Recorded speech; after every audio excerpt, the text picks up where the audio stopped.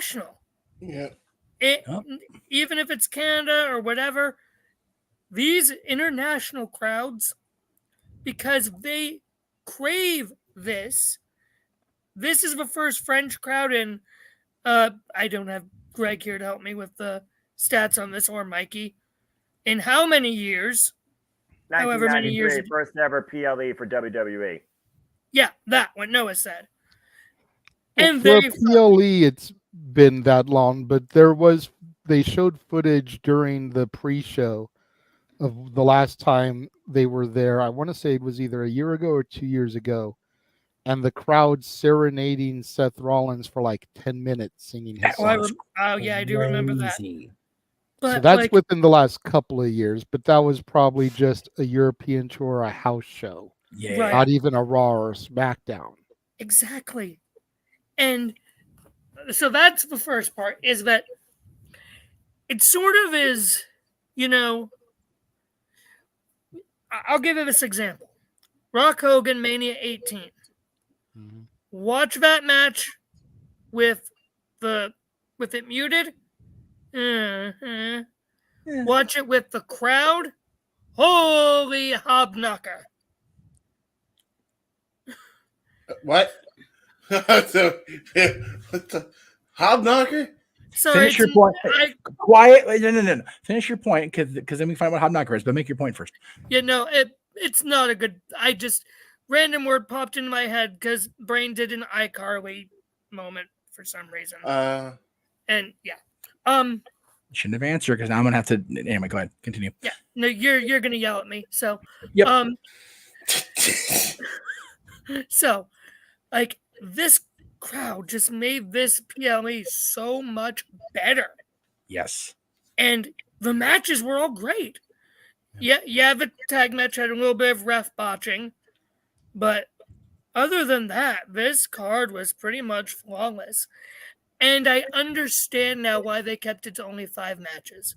Granted, most were SmackDown matches, but that way the crowd didn't get worn out by the time the main event happened.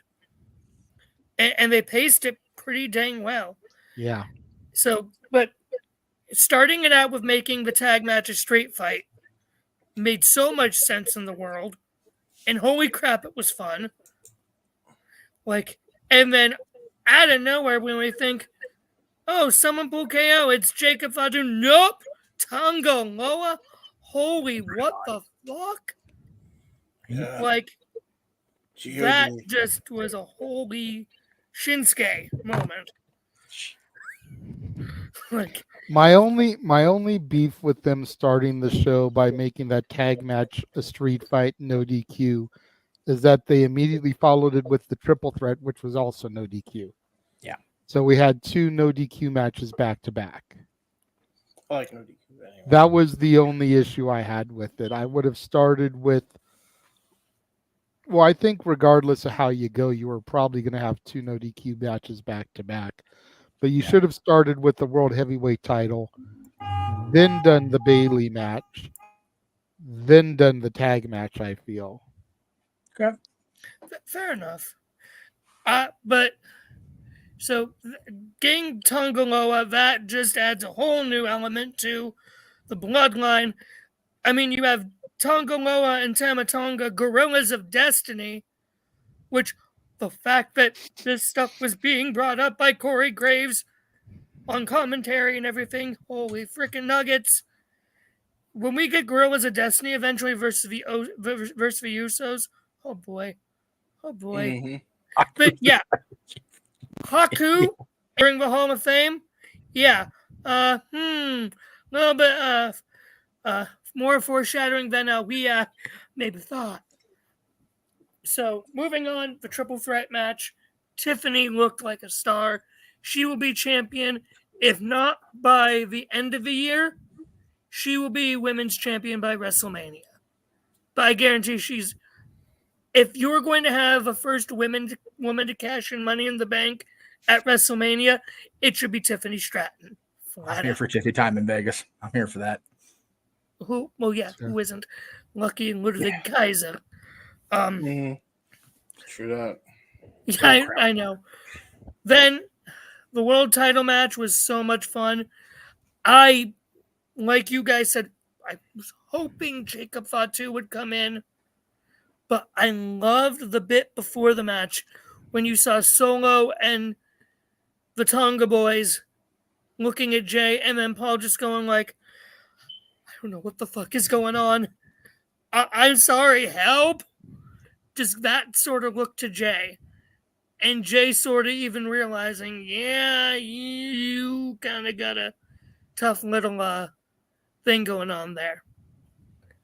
And that match was great, and I love seeing the dissension between Judgment Day. Yep. And Dom not going over because of his injury, completely fair. So, but JD and Finn were good enough. I would not be surprised to see Finn be the one to take the title off Priest. Possibly. Because To do it right, yeah.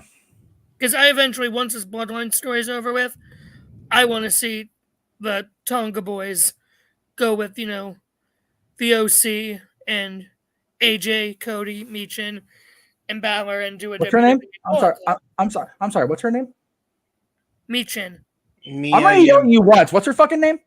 Mia Yim. Thank you. Damn it. I'm the only Meech anything. Nope. They said Michin. Well, I'm the only Meech anything. Nope. Tell that to Triple H, damn it. I am not in charge of Triple H when what he says, clearly. Although you could maybe prove I was today at the press conference. Anyway, carry on. Back on topic. Yes. Bad Jeff. Not yet. Yeah. Women's tag match. I was watching on, my laptop. I clicked right over to YouTube once I saw the ending just because I wanted to see Jeff's reaction to that. Because holy flip, that transition into Jaded. That was slick. My gosh. That was slick. That was, yeah, that right there. That right there. Exactly why I'm saying it, Matthew. We're gonna have to pick him up with a blotter if the Bullet Club forms in WWE. We're gonna have to go fly out there to Ohio and pick him up with a fucking blotter. It's gonna be a thing. Accurate. Well, I mean, to be fair, I don't own any Bullet Club merch, but it would still be cool. So, You don't yet. yeah, WWE would make bank on it. That's fair. Yes. Especially if they actually were able to get the okay from New Japan's Bullet Club to go through with this. Now, again, it wouldn't matter what the fuck Tony Khan said. I was cockeyed a bit, but I forgot you don't buy Pro tees because the way they did you dirty the last time you bought from them. So that was my confusion. So yeah, no, I will never buy from Pro Wrestling Tees again. But I digress. Yeah. So then we get the main event, and oh my gosh, the storytelling. Now, I don't know if you guys noticed, and I put it in the comments on the live stream. The gear that AJ Styles was wearing today was replica gear to pay homage to the gear he wore when he defeated the American Dream Dusty Rhodes. Awesome. For the NWA World Heavyweight Championship. And to retain it, yes. To retain it, yes. To retain the title. Yes. The only time they had ever had a match. Holy freak, the absolute storytelling. Oh, yeah. And that they just blew the roof off with that match. Like, that was the kind of match Cody needed and the kind of match AJ needed. And the crowd was not silent for anything. Like, I was so much fun. So much fun. The next PLE is Saudi, right? Yep. Yes. Something like that. Into the rain. And WWE Memorial was Day weekend. so invested, even though this was a throwaway PLE, as it's typical. That's Backlash is typically labeled as a throwaway PLE because it's the one after Mania. The matches they advertised for King and Queen of the Ring from Monday Night Raw. Holy fucking crap! Ricochet and Dragunov, Sheamus, Gunther 3. Like, when Noah pops for a Raw match, you know it's good shit. Every match that was labeled, we are getting all of those on free TV. Holy fuck! When Nick Aldis has his work cut out for him. Uh-huh. Right. Yes. And yeah, Asuka versus Lyra. Like, Io versus the boat, Natalia. Yeah, dude. I am a fan of both. I'm looking forward to that one. I think more than any of them. I really, just because I'm such a fan of Natty's, and Io's been grossly under. For I know she's women's champion this year, so what the fuck am I talking about? But I still think she's not had her potential fully tapped yet. Like, it sounded bad out of context, but I was trying to think of a better word and I couldn't. She's not realized her full potential in WWE yet. I really don't think she has.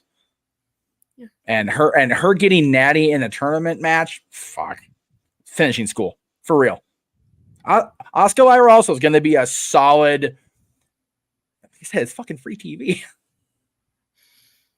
Like, Yes.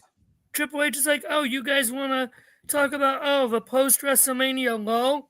Yeah, here's this, bitches. Yeah. Yep.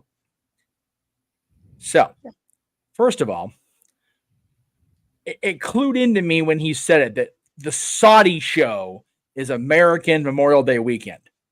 Mm-hmm. What the fuck with that booking? Number one.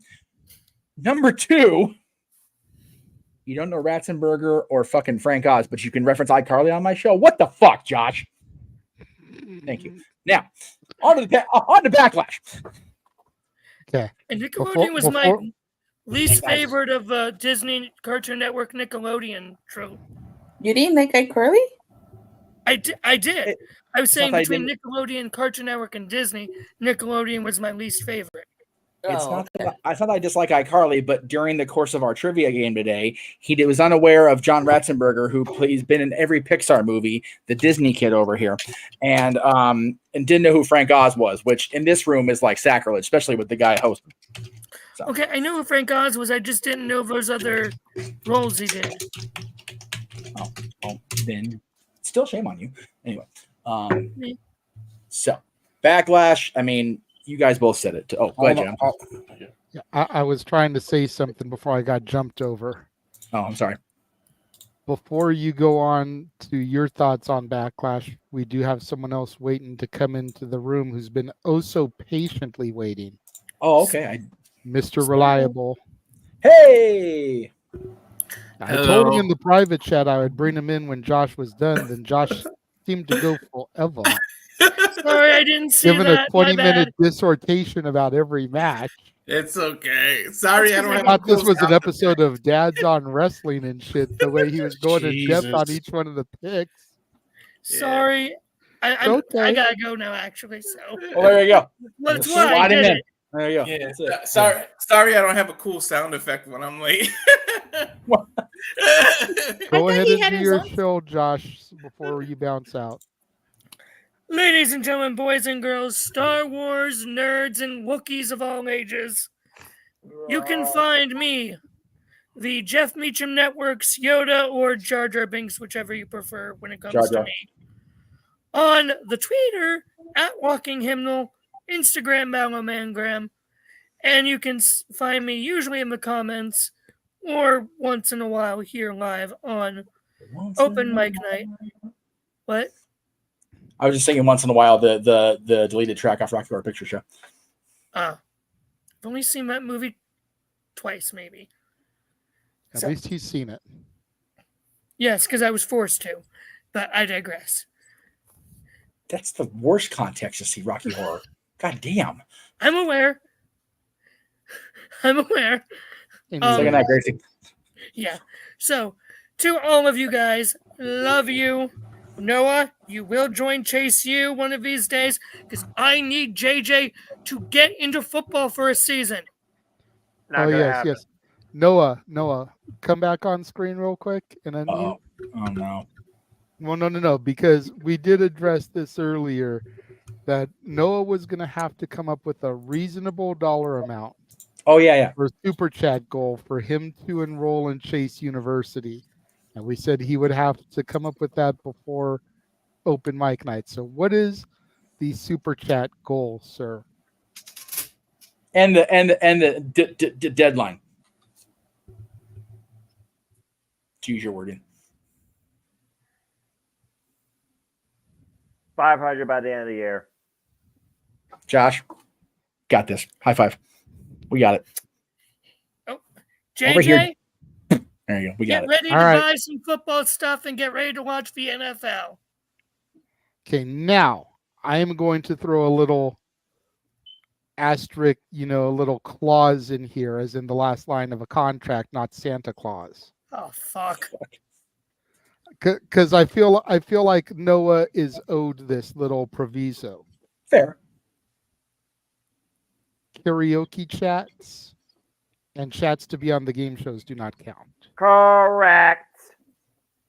because karaoke nights are our biggest earnings. So theoretically speaking, we could hit it in one, maybe two karaoke nights. That's not fair to Noah. That's not that's valid. That's valid. $500 by the end of the year. That's still almost 7 months because this is only the 4th of May.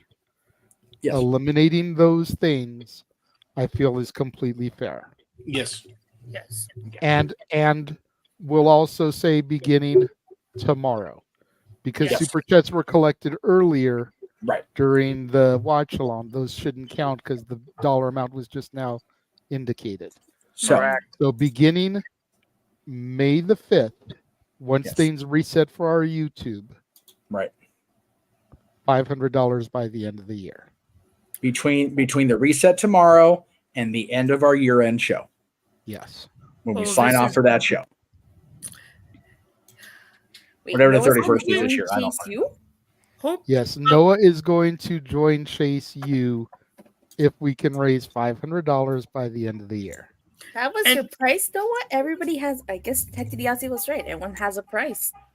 And he's also stated that if Thea Hale becomes NXT Women's Champion, he will get a Chase U t-shirt. Putting And- it all out there, huh?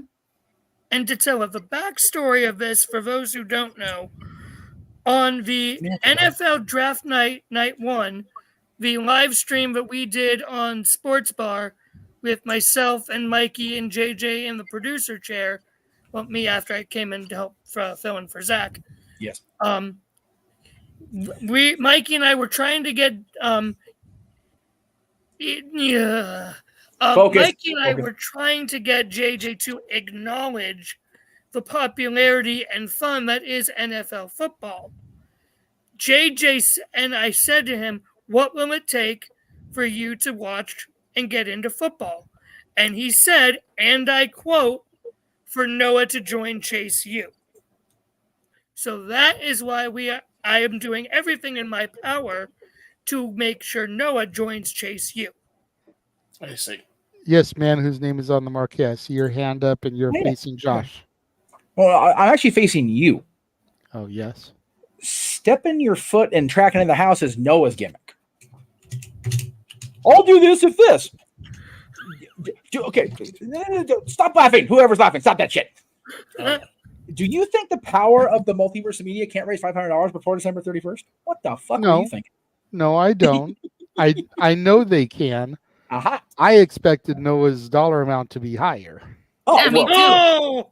Oh, whoop the doodle. You should have said like 5K or something.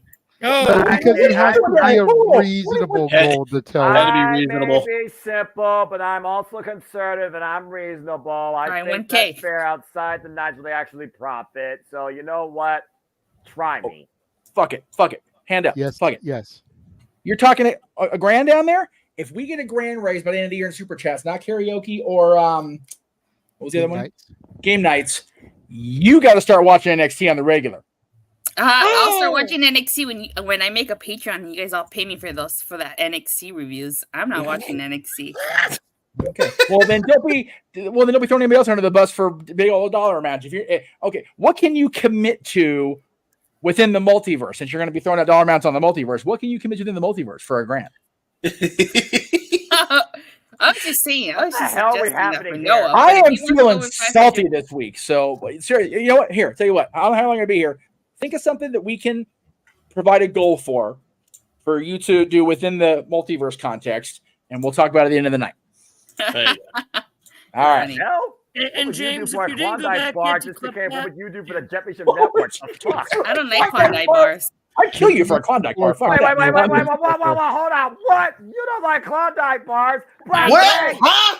Too many people are talking over each other. I think my spot of the one who gets my ass kicked the most just got lost to Dilla. Put her on timeout for that lack of Klondike bar love. What the fuck, man? How dare I you? don't like Klondike bars. They're fat levels of happiness. How? She doesn't like Klondike bars. She hasn't seen. By the way, did you watch Mary Poppins yet? Yes, we did the No. quiz, remember? Oh, that's right. That's right. I wasn't talking to you. I know you didn't watch because you don't give a shit.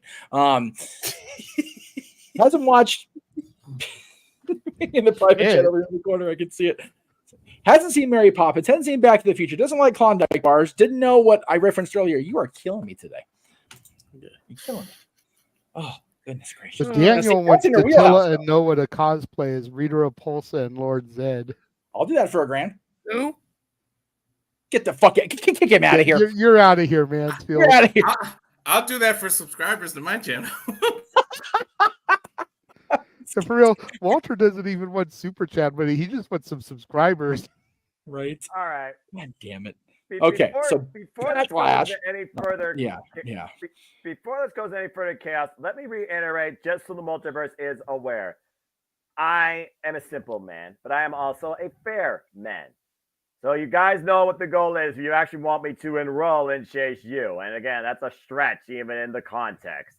So good luck, multiverse. I go back to Pyramid and get a Klondike ice cream sandwich, as you were. So for clipping purposes, Noah will join Chase U if the entirety of the multiverse can raise $500 between tomorrow's YouTube payout reset Yes. and the end of our year-end show on December 31st. Sound good. And there's a time to confirm it, by God. Yes, And and the karaoke night super chats. yes, And the super chats to join the game night as contestants do not count. correct. Gotcha. And the added little nugget, if you will, is if Thea Hale becomes NXT champion, which was not given a definitive deadline, by the way. No. Noah will buy a Chase U shirt, whether he's enrolled in the university or not. Yeah, Now, there you go. that we've already got video clipped. Oh, that's right. That's fair. That's fair. As a matter of fact, scroll down to it. Here it is. Not gonna. Throw up that Chase U, brother. This is never gonna happen again, so you better enjoy it for the 2 seconds that it's actually here. Ugh. And also, congratulations, Pia. Great win. All right, that's enough of that. Tell you this much: the next lane, if you think I'm actually gonna get a Chase U shirt and wear it during one of these streams, that'll be the day Pia Hale becomes NXT Women's Champion. Okay, you guys heard it. Noah will Yeah. get a Chase U shirt. No one got proof of that. when No, Hale that's not. becomes No one women's got any proof champion. of that. No one's got proof. No one's gonna remember this. No Insert one's gonna foot. timestamp it. No Here's one's gonna- mouth. Insert Noah, foot. hold on, Walter. No one's gonna remember that. No. James, clip it. Mhm. I can confirm that has been clipped. You have been warned, Noah. His reaction is everything.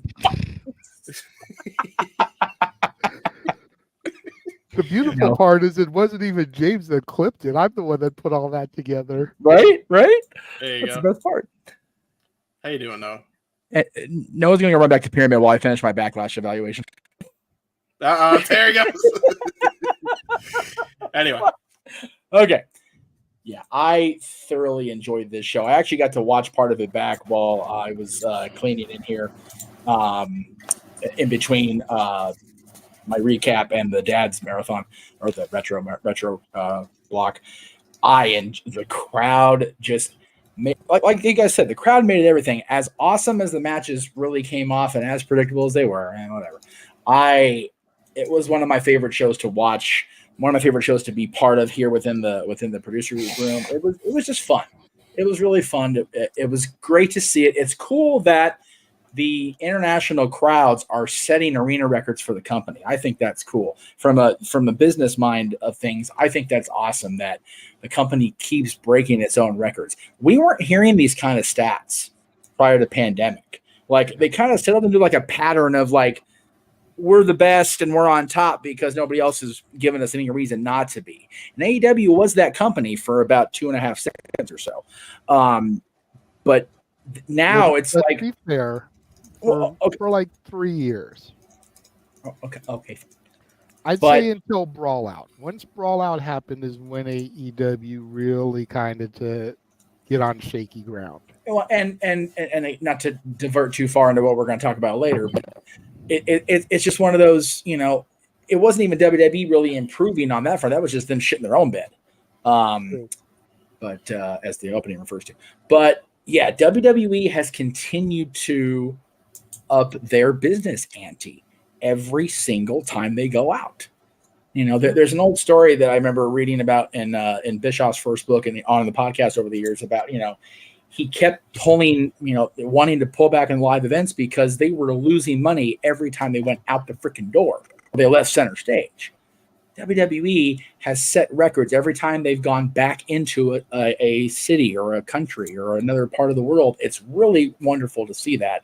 And like Josh put it much more four-lettery than I'm going to put it, but the international crowds are really putting us to shame. And for a guy that JJ, you and I went to, and Tatilla was there with us. We went to Dynamite because, man, it was the energy for me. It was the form. It was not WWE live wrestling for the first time for me, and I don't know how damn long, other than Independence. And it was like, yes, like it's real. And stuff like that happens in these countries and these little towns all the time, and it's refreshing. That's what made Backlash special for me, was having that crowd not only give back the energy, somewhere Jericho and Tony Khan are pacing like, God damn, they stole another thing from us with the crowd singing. But the output of revenue, dude, everybody gets a pat on the back for that. That's awesome. Yeah. I gotta say, and maybe it's just me, and I swear I'm not bringing this up as a way to try to start or invoke tribalism. No. But I honestly think All in London last year is really when it kind of started on the WWE front. Yeah. They kind of started to get that anything they can do, we can do better mentality. Yep. Not to say that they didn't really go to foreign before that, because of course there were the Saudi shows. They had already done Backlash in Puerto Rico. They had already done Clash at the Castle prior to that. But I think All in London, when they were able to claim the largest gate outdrawing any WrestleMania, which we discovered later was inflated numbers, much like WWE does. So I'm not shaming anybody here. No. But once they did that, I think WWE was like, okay, we need to kick our shit into high gear. And I think that may have been the proverbial catalyst for this aggressive marketing strategy that's been in place ever since. Well, without kicking a raspy horse too much more, because I seem to do that on the regular with him, that's because Laurinaitis was in charge of pulling the foreign tours. He didn't want to do that shit. That's fair. And I'm not going to jump down Ace's throat tonight. I promise I'm not going to. But he was in charge of that, and that's why they weren't going out. That's fair. And he's out of the company now and back where he belongs in this world. So that's why the live events are going around the world again. That's fair. I would normally keep going around clockwise, but with Josh leaving and rearranging the layout here, we'll go ahead and backtrack to Datilla, and then we'll go to James and continue on our clockwise rotation. So Datilla, go ahead. Honestly, I really like Backlash. I thought it was pretty enjoyable pay-per-view. You mentioned earlier that most of the matches were predictable. Yeah, they were. But, like you said, predictability isn't always bad. I really did enjoy the show. AJ Styles and Cody Rhodes was probably like my favorite match of the night. I really, really liked that match. But the crowd was really like the star of the show. Like, they were on fire the entire time. I didn't watch SmackDown, and I'm probably not gonna watch SmackDown, but I've heard that the crowd was like same for SmackDown, so that's good to know. But overall, I thought this was a really good show. I really enjoyed it top to bottom. I was expecting Jacob Fatu. I was really surprised to see Tangaloa, and I had to jump in to the chat to see Noah's reaction to that, and it was satisfying. Yeah, I think that was an interesting development there. You know, kind of like we said during the commentary, everybody was expecting Jacob Fatu. Tongaloa was the Russo swerve, bro. Nobody was expecting that one. And the reason why Tangaloa didn't cross my mind is because I didn't know what his contract status with New Japan was. I thought he was still in New Japan. Yeah, I don't follow New Japan enough Me to neither. have known what his status was either. I mean, it's possible that he came, you know, I don't know if he's been in Japan or if he came from the States to France. It's possible he had been hanging out in Japan because of his association and it was just easier for him to get there.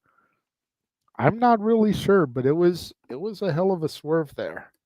Yeah, it certainly was. But I think it was a really good one because now my dream match can finally happen. GOD versus the Usos. Everybody is talking about that as a potential. Yeah. So I can't wait for that. Okay. Any other comments about Backlash that you want to add before I throw it to James? No, I think I've said everything I need to said. Okay. Just want to make sure since you're not on camera, I can't really tell if you wanted to say anything more or not. So that's why I was asking. No, I'm good. You can hand it over to James. Well, All right.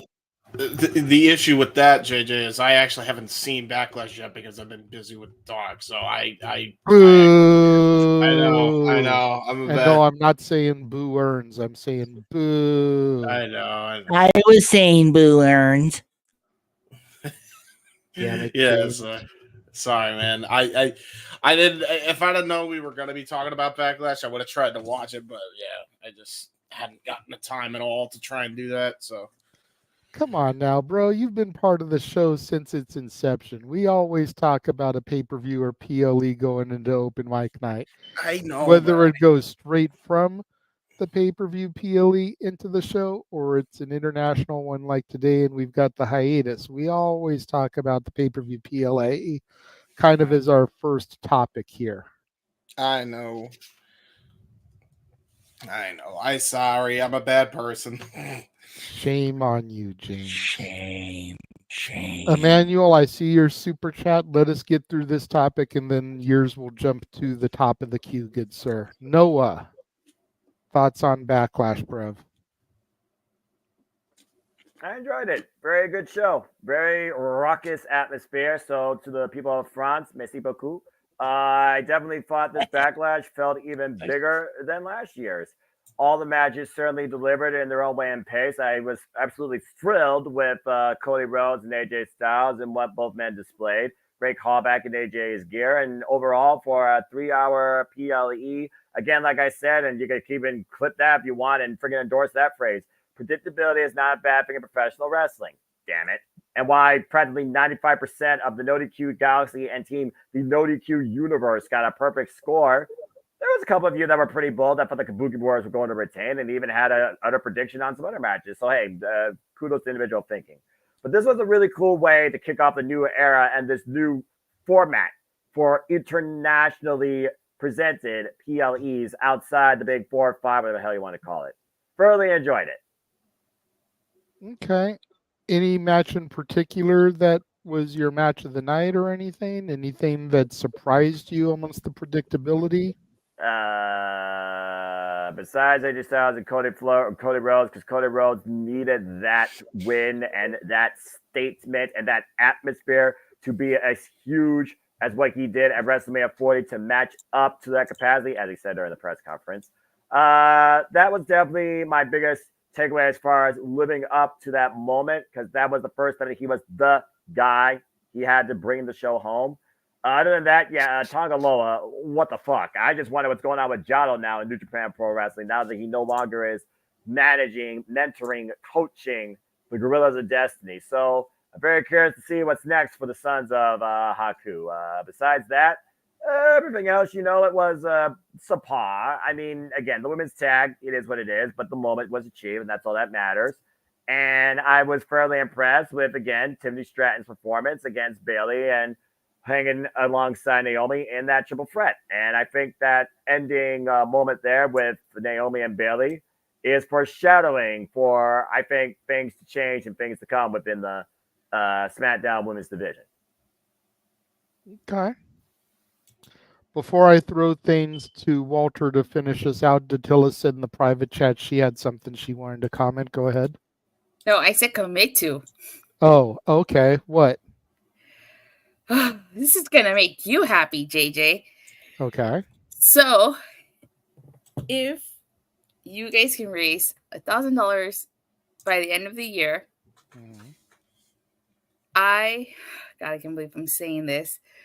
I will go to NXT Stand and Deliver WrestleMania weekend next year. Okay. That will be my first NXT show since NXT TakeOver War Games 2. I can't commit to Battleground because I don't know the start time, and knowing that weekend I might have something else going on. So that's And fair. And we that's probably literally wouldn't a have month. achieved the goal by then, too, Yeah, because that's literally a month away. Yeah. I'm okay with that. If we get Noah to 500 and get her the extra, get the extra 500 to get her to her, yeah, I'm okay with that. Okay. So there we have it. So when the first 500 makes Noah and Roland chase you, the 500 after that, if we can get to 1,000 by the end of the year, Datilla will go to Stand and Deliver. There we go. All right. I'm going all like things. it. All right, Walter, go ahead and bring us home as far as Backlash goes. You look tired, bro. Hey, you guys pretty much said a lot, so it probably could be a lot of rehash. But of course, I'm going to talk about the tag title match because you know why I'm happy. What happened? My Powerhouse Beauties won their tag titles. And damn it, that's my name for them. And I swear to God, if they steal that name, then we know that there's a most that they freaking watch our shows. If they start calling them Powerhouse anything, I'm like, there they go. Look, stealing ideas there. And then they're going to change maybe the last part of it just to say, well, it ain't really Walter's idea of it, so we'll do something. But the Powerhouse Beauties won that tag titles. Few botches here and there, but that you can't put that on Jay. It was Kairi Sane did a couple of mishaps in timing-wise. And then a couple of things by the referee. But, that crowd is what fires. Now, I think at this point you make this annual. Do Backlash International every year because you're getting these crowds like this. Last year you did Puerto Rico. Now you did France. You might as well do Ireland, Mexico, Canada. Canada, like you said, and Mexico are already North America. You got to go places you barely ever go so that you can get Agreed. these kind of reactions. So but you definitely got to go to Ireland when you got Becky and Finn Balor and all these like people that are on your roster that are from Europe. So you got to go there. But that crowd is ridiculous. Like I've never seen a crowd get that hot from beginning to end. Like there's some point there's a match thrown in there so that they can cool down. But they were like, screw this. And then, bring on short pay-per-view PLEs like that. Thank you, WWE. You made it kind of easy because we had a long long day of streams. It was like WrestleMania weekend for us, like one thing after another today. For real. For real. I mean, you figure WrestleMania week, it's spread out over a week. It's like one stream, maybe 2 streams a week. We have literally been on the air more or less nonstop since 9 a.m. Pacific, noon Eastern time. Like there was, what time did you get off the air with the no DQ recap of Backlash? It wasn't very long before you guys started it too, because I started the recap right at 1 as far as when I added the no DQ part of it to it. So I think I went maybe 30 or 40 minutes. So there was about 20 minutes where we didn't have shit going. Okay. And then we went just shy of 2 hours Right. So there with was our actually, who will be the next champion. So there was a little over an hour bumper yeah. between that ending and the dad's retro starting. But But other than that, with we the put on exception of, we'll call it 2 hours, kind of chopped up. yeah. We have been on the air since 9 a.m. Pacific, noon Eastern, in some way, shape, or form. It has been a long day blending wrestling content and Star Wars content with everybody for May the 4th. the start of the damn Backlash stream, we were talking about the Stanley Cup playoffs and Star Wars before we even got into the card. We were 25 minutes in before we started talking about the damn matches. It's true, but there were Yeah. only 5 matches and everything was know. kind of predictable. Yeah, that was the other thing we mentioned. The show was paced beautifully. Yeah. Like, and the content between the usually like the superstar shakeups, like those weren't even as long. They actually were just doing the hypes for the matches. Yeah, It was this was probably the best laid out non Big Four show I've seen them do in probably since before pandemic, honestly. It's a takeover method. It's very much Triple Yeah. H takeover Yeah, method. no, Yeah. and that's the thing. Takeovers always, Noah, you've been calling my stuff for me almost from the beginning. We've had different people in the analyst role till JJ took the lead on that. The takeovers always used to flow so well, and they still do. The premium events, they still flow very well for NXT. Mhm. And Agreed. WWE's finally starting to hit that same method. AEW does flow well. They go on these freaking WrestleMania 4-length shows, and it's like, fuck, Tony, I want to go to bed. The matches are great, but Yeah. they just take for fucking ever. And they This don't one- give you a real breather in between matches. That's always Yes. been my issue with AEW pay-per-views. And again, Yeah. we're not trying to run down AEW. No. I don't want our viewers to think we're anti-AEW. We No. are talking about Backlash. Right. But since that did come up, that's always been my issue with them, is there's Yeah. no break. They give you a 20 to 25 minute match with 75 near falls and 142 kickouts and counter reversals and 2,500 super kicks and finishers that aren't actually finishers. Yep. And then you True. get the 3 count, and it's let's go right into the next match. It's like, wait a minute, I need my Mhm. smoke first. I was like, even they give the poor adult actors a freaking smoking a break for 5 minutes. Like, fuck. And 6,200 dives. It's pretty much all layout. But We yeah, don't hate AEW. We're good. We're good. We're good. But the pay-per-view overall gets an A for me. It's an A- Yeah. for the pay-per-view, A for what Triple H said in the press conference after. So they Well, bumped We're it gonna up to an get A. there. Let's not get I ahead of know. ourselves. I'm not saying what he said. I just say, but I had it at an A- till I saw that made it an A. Fair. As far as that comment, no, that's our pay-per-view schedule as we Yeah, gonna die. for real. Just today. So for me, I agree with pretty much everything that everyone has said. That's why I kind of brought it to myself last. It was like the crowd was just phenomenal. No, don't start doing the chant because I said phenomenal and that was the shtick. No. But everything everyone said, the show moved good, the matches were amazing. Jade is a champion in WWE. Hell yeah. Like, so happy for her. And we freaking long-term story booked her. We booked the Bloodline on the pre-show this morning. And we'll see if that stuff starts to pan out, because that'll definitely show that they watch our shit, which we already kind of know they do. But if we start to see the stories go that way, we'll know that people were sitting down watching our video with a notepad and pen. Definitely listening to the fans, which is good. Yeah. But see, that's always been Triple H's thing. Like, everybody gets on him for the Reign of Terror. Going back to the Authority, he was saying that he's going to listen to the fans. But Yeah. Vince was still in charge. So it ended up being more of like a ha-ha. And now that Vince is out and Hunter is really in charge, kind of seems to be going back to that. And I think that's going to just do a huge service for WWE.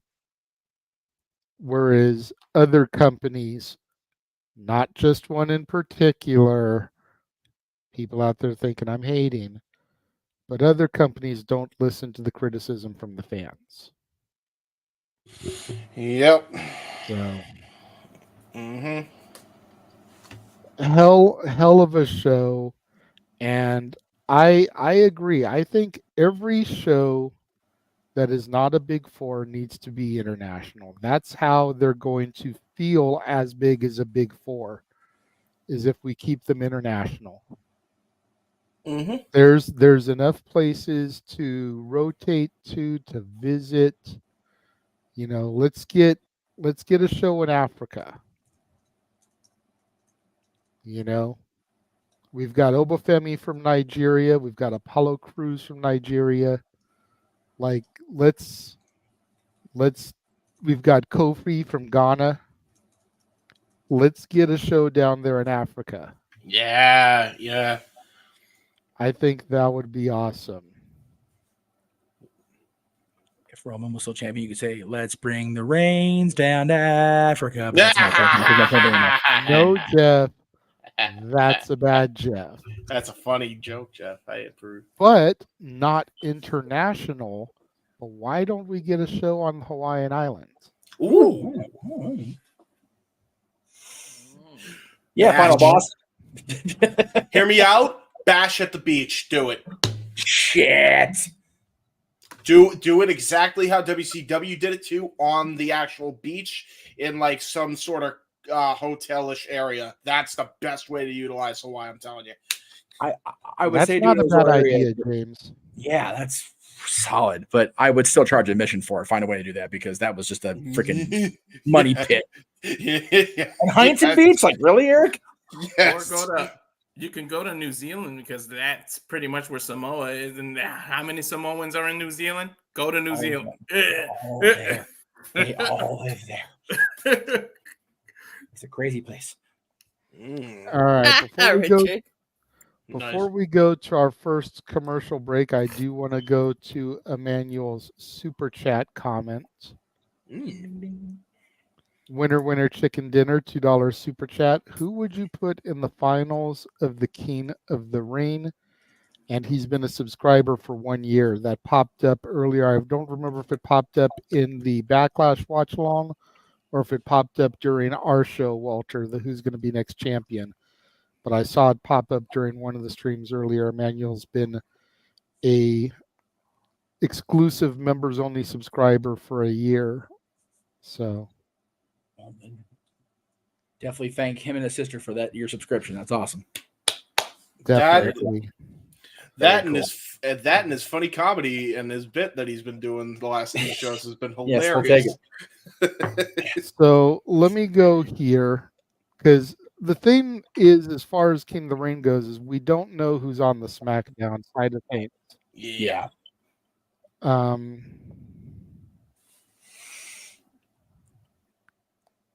As far as the Raw side of things, I think the person I would have in the semis,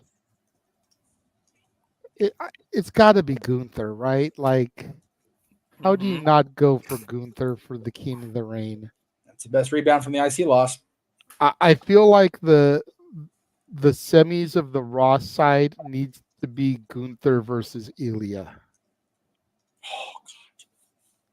Like, we need to run this back already. Just to remind the crowd, we've got Ricochet versus Ilya Dragunov, Gunther versus Sheamus, Drew McIntyre versus Finn Balor, and Kofi Kingston versus Rey Mysterio. Yeah. We don't know how the bracket itself is going to lay out on the Raw side. You know, who's going to move on to face who from the other matches.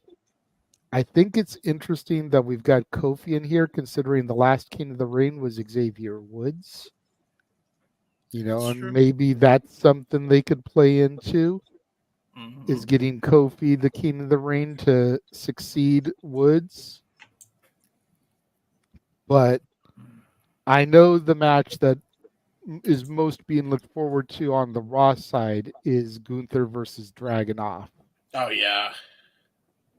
If they both get to the Raw final, yeah. Well, or even if they meet in the semifinals. Hmm.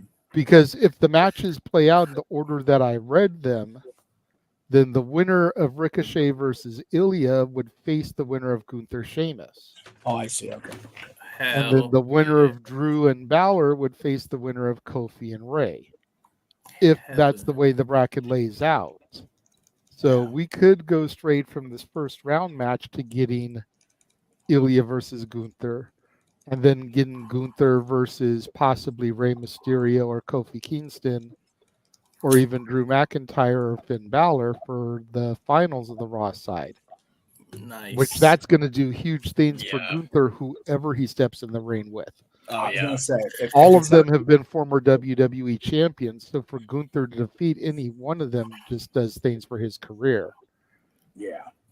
And again, we don't know who's going to be on the SmackDown side. I just wish Raw and SmackDown were all qualifying matches and they did the actual tournament all in one night. Go back to what it originally was meant to be. Well, that's a Yeah. I long day hear in Saudi, you though. on that. I hear you on that, but if you do that, you lose other title matches. Yep. You can't defend the IC title. You can't defend the US title. You can't defend the women's titles. You can't defend the WWE or World Heavyweight title. And so by doing, I would at least do the semifinals and the finals at the pay-per-view. That way, at least 3 matches of the card are King of the Ring related.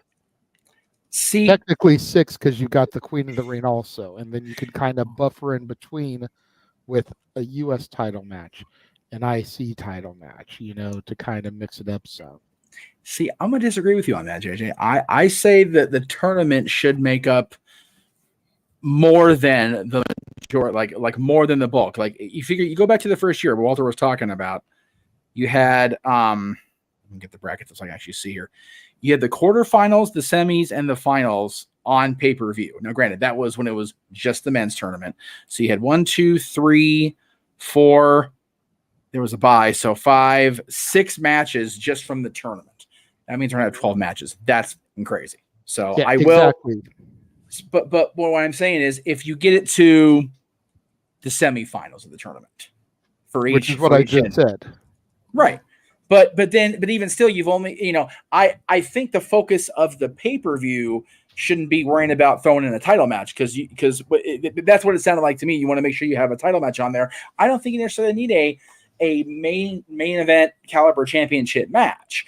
I mean, granted, King of the Ring 93 was Hogan Yokozuna too, which was what it was. Mm-hmm. But if you're going to go back to Saudi or an international platform for Night of Champions, that's when you make sure the championship matches are the main focus. So if you have 6 tournament matches, I'm kind of good on like having like a showcase match of some kind and have it just be a 7-card night. Like it doesn't have to be for the championships. It doesn't have to be just some sort of special attraction match. I'm not saying, but Goldberg Undertaker in there again because you're gonna have somebody get killed. Like just some sort of special, like, ooh, we haven't seen this ever, or we haven't seen this in a while match as your non-tournament focus. Because I firmly am like Walter. I know you're a fan of the King of the Ring too, JJ.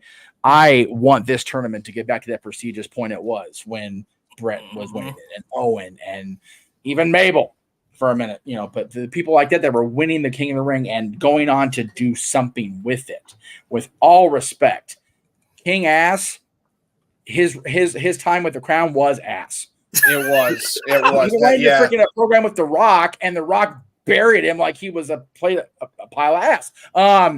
So it was just bad. King Kurt was great, but he went from being King Kurt to main event, part of a triple main event with Rock and Taker. No, hang on, Undertaker at Fully Loaded. Then he went right to the championship match, and the King Ring part was just kind of like, oh yeah, he's still the King of the Ring, but whatever. Like, I want the King of the Ring to not only be a championship contender, I want it to be a focal point. Like, I want the gimmick to just go. Because it seemed like they kind of went back and forth. Brett was the king of the ring, but then he went to the program of Lawler and lost the title. Owen was the king of hearts all year. That shit was great. Brett was Mabel was King Mabel until he left WWE for a while. Austin didn't give a shit. Triple H really didn't give a shit. He tried to destroy the crown. That's been documented. Yep. Same with Shamrock. Same with Billy.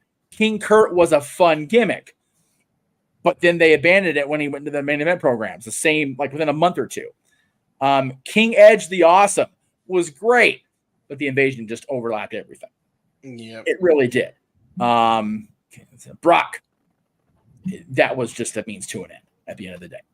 Even Regal, when he had it, made Well, it something. Regal, I think Regal's run as the king would have been better if Regal wasn't dealing with his personal shit. Yeah. To be fair, he was doomed for failure is too strong, but he was behind the eight ball before he even really got the crown on his head. Sheamus also kind of like suffered because it became a goofy gimmick for him. But yeah, King Booker, like goddamn, dude, King Booker was king.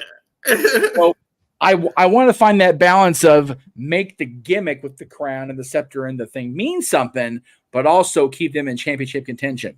What the hell did Zelina Vega do once she won that crown? She was tag team champion with Kelsey? No. Carmella. Oh, fuck me. God, she did. That's why I forgot. Revitalizing the LWO did more for Zelina Vega than the Queen of the Ring did. Puerto Rico was very kind to Selena's run. True. Yes, it was. Yeah. It doesn't matter what his name is, Emmanuel. Anyway, yeah, I think the King of the Ring, coming up next is definitely one of those that, yeah, it's in Saudi. Yeah, it's on a weird weekend for America, but I think they have the ability with these banger matches to establish a quality king and queen of the ring. As far as who I want to win, since that was the question we were asked about 6 hours ago when it was first super chatted. I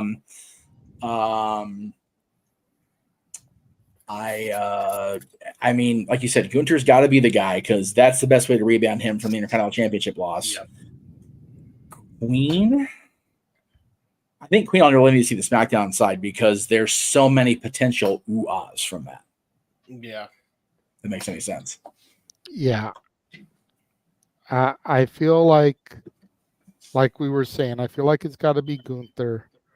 Then Emmanuel followed up by saying, if it's Gunther, which SmackDown superstar that we haven't seen him face yet would be a barn burner match? And I feel like it's got to be Gunther versus LA Knight. Yeah.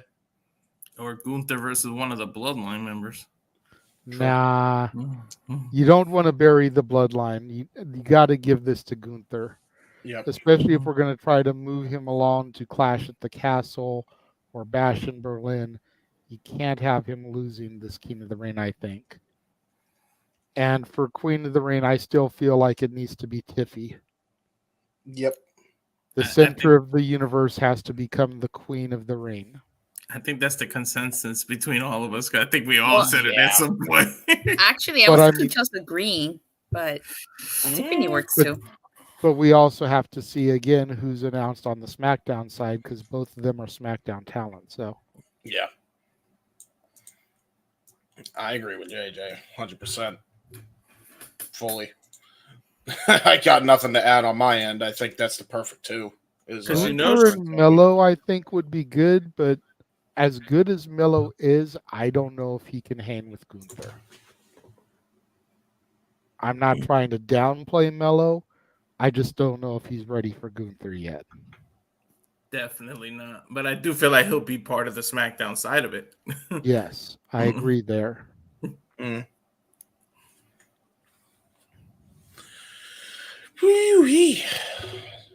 you go. All right, so if there's nothing else to add to the King Queen of the Ring conversation, we will throw to a commercial. We'll come back and we'll discuss. We'll let Jeff take the lead on this one because it's really the only other topic we have. I have been starring some of the comments from the chat room, even ones that aren't super chatted that I feel are decent questions. And if time permits, we will get to those as well. But first, we are going to the road to our trailer for Stat Boy Sports Bar and show you what you can find every Tuesday across the Casa D18 Studios channel and the Jeff Meacham Network.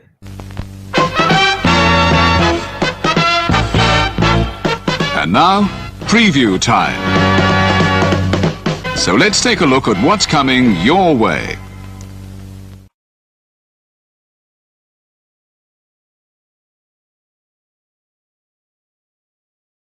You ever wanted to come into a sports bar where the barkeeps know their game? Well, the Jeff Meacham Network, Multiverse of Media, has got a production just for you. Sit down and relax as the Stat Boy and his partner break down the statistics in all things sports. Whether it's football, basketball, motorsports, baseball, hockey, soccer, professional wrestling, mixed martial arts, boxing, and much, much more. All are welcome. Your barkeeps here keep you up to date and in the know of everything going on in sports, while also having a pleasant conversation about it all. Your host and owner of the bar, Stat Boy Mike.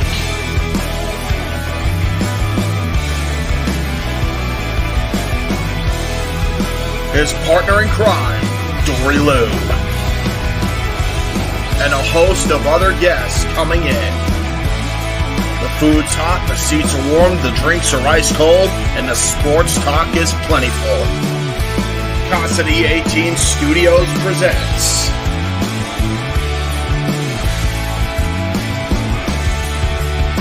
Stat Boy Sports Bar. Take a bar stool and enjoy the show.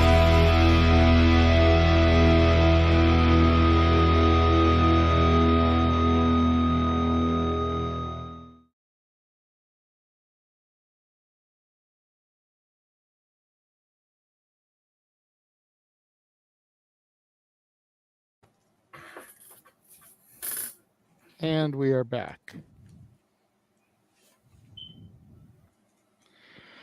So, Mr. Meacham, since Mansfield has left us for the evening, What? Yeah, okay. That's fair. what do you want to talk about? Okay. All right. So before I get into this, I'm gonna put the freaking disclaimer up because God, this is just my thing, and I've actually scaled back on my venom quite a bit in thinking about it, but I still remain on the stance I was on. So during the Backlash press conference, some clearly misguided soul decided to ask Triple H about the releases, specifically Drew Gulak's, specifically if it was related to the Ronda Rousey situation. The problem with it is the gentleman specifically sourced both Fightful and PW Insider. In defense of those two entities, those two platforms did not outwardly say that Drew had been released because of this situation with Ronda Rousey. So on that front, the defense coming from both sides, PW Insider and Fightful, are 100% justified. Yep. Here are my pair of issues with it. Number one, it was printed later, and I honestly tend to believe them because they generally don't throw it out there unless they've got something to back it up with, even if they do put it behind a goddamn paywall most of the time. That Triple H threw those names out there because he was just irritated with the fact that the question was asked at all. First of all, why the fuck would you actually ask him that at a WWE press conference? Did Drew get fired because he was fondling Ronda or messing with the drawstring? What? Why do you ask that question when you know you're going to get that kind of response? Like, and by the way, who let this guy in as a credible media guy? You don't see that very often. WWE stuff, the AEW stuff, that shit kind of happens. But WWE's usually really good about weeding out the derp-a-derps. Clearly not the case here, because any credible media person would not actively ask something like that, because you're going to get either shot down, made fun of, or just be like, next. Anyway, you're going to get an MJF answer from Triple H if you ask something stupid like that. My problem is with the versions of responses that went out. PW Insider released one statement on their website and one post on Twitter or X. Fightful, on the other hand. Now look, I get the main person with Fightful is going through a fucked up family situation. Like, I have lost my grandmother in my life. The grandmother that was closest to me. The one that JJ met, my father's mother. That woman was as close to me family-wise as my own parents, as my son. It is fucked up to lose family at any point. And I don't disagree with the anger and the hurt that goes with that. But the responses from the person that runs Fightful, and since his name was in the chat, I'm not even going to bother saying it out loud,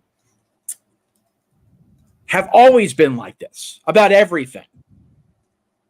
Yet he is held up as some kind of martyr within the internet wrestling community because he makes it so for himself. Mm-hmm. Right? Yep. So I have no interest in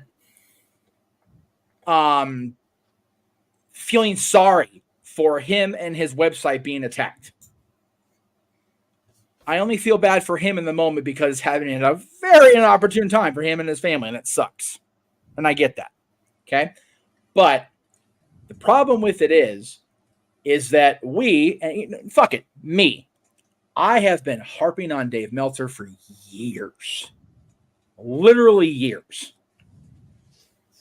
Decades at this point. I don't believe Dave Meltzer is a bad person. I really don't. I think he's just a misinformed boob at the end of the day. His knowledge of history is chef's kiss. He knows his shit. Talking about current product and just kind of filling in the gaps with his own personal imagination. Dude, imagination goes here. Here. Goddamn glare. Not to wrestling journalism, Dave. Go talk to Mr. Iger. See if you can get a job with your vivid imagination. Mm-hmm. They're always hiring. Except me, Talktober.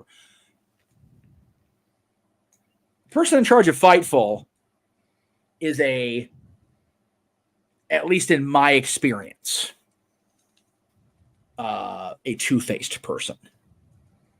And I have a really vivid problem, a visceral problem with him playing the victim, playing the martyr, whatever you want to call it, on his platform, and complaining about all the harassment and the abuse and everything he's received on the regular in his personal life and on social media.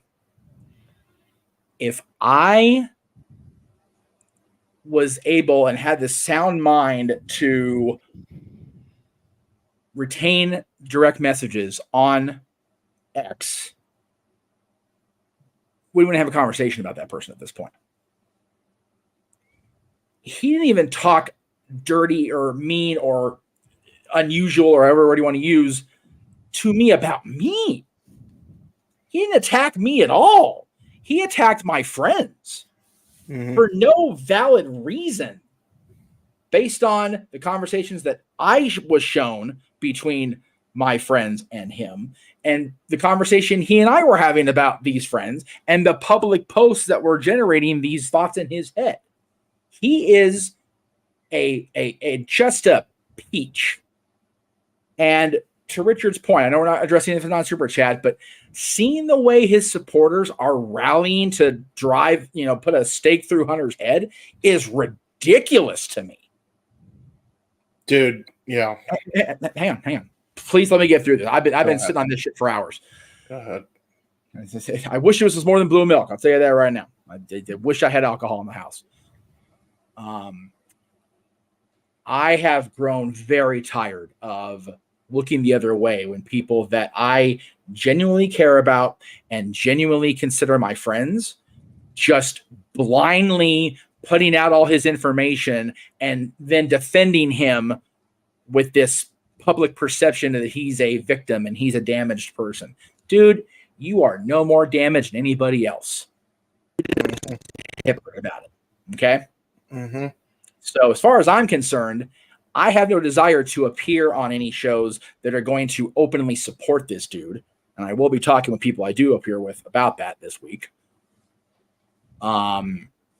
It just infuriates me. And granted, Paul throwing their names out there, the website's names out there, yeah, probably bad context. But it wasn't him that threw the names out there. It was this reporter. This reporter is the one that got Fightful and PW Insider thrown under that bus. Triple H just couldn't hit the brakes in time. Right? I have long stated that I have a problem with anything that's named as hard fact without a WWE logo right about here somewhere or the talent themselves saying it. Okay? I don't know what happened to Drew Gulak. Okay? I don't. Not my business. I've met Drew. I've worked with Drew. I like Drew personally. Okay? I'm going to go into the no DQ chat, so forgive me for a second here. Because I want to read this because this apparently was put out by I believe it was Fightful after the fact. Okay, I'm going to read this just like it is. Okay. Okay. Let me just make sure where I'm reading this from. Because I don't want to misquote anybody or be misquoted myself. Okay. Sure. At the WWE post-show press conference, Triple H answered a question regarding Drew Gulak, noting he was not released by the company. And by the way, Drew was not released. He's not getting his contract renewed. There's a big fucking difference, folks. Yeah. Mm-hmm. He was not fired. He was just told, we're not renewing you, brother. Good luck in where you go in the future. It happens all the time in all walks of life, sports, entertainment, business, whatever, which Triple H elaborated on later in his conversation with that reporter. Anyway. Okay. I'm going to quote the whole thing, so I'm going to say the names. Fightful Select, Sean Ross Sapp, and Corey Brennan have confirmed with multiple WWE and NXT sources that Gulak is actually still with the company, but was informed would not be resigning him once his deal expires next month. Gulak was informed recently. Triple H already said that. To the crowd. In public. Why do you need to confirm? The head of the company fucking said it. Mm-hmm.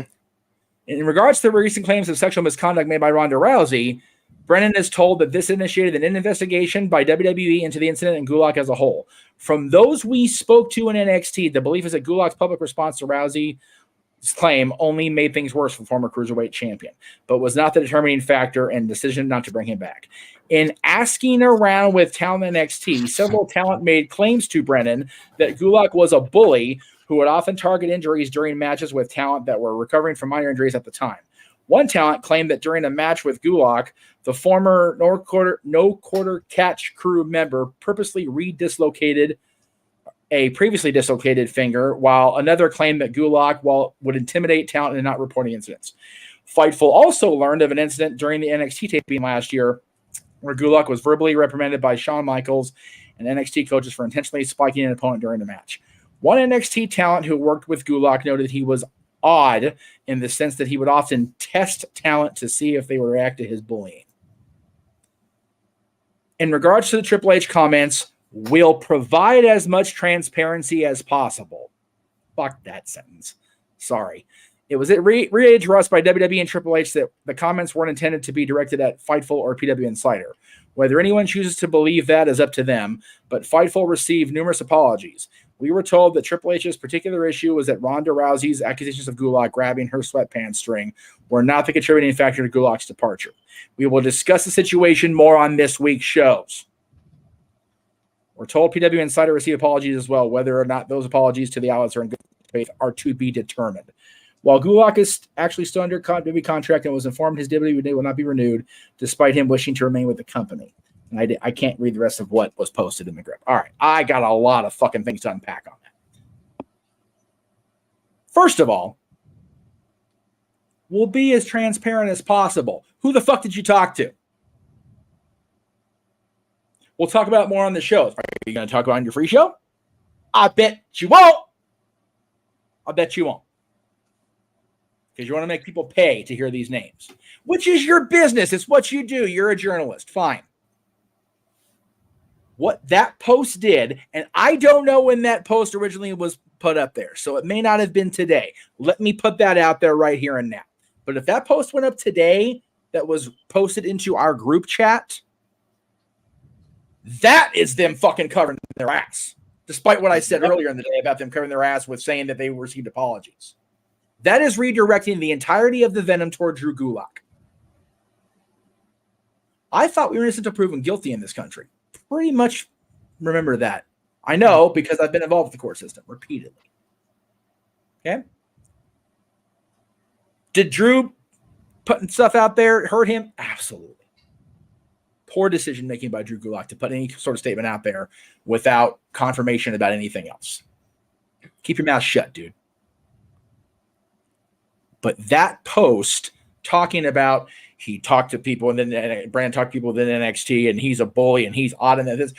Why the fuck is that anybody's business but people inside WWE that work with this person and have to decide to hire him or fire him or whatever?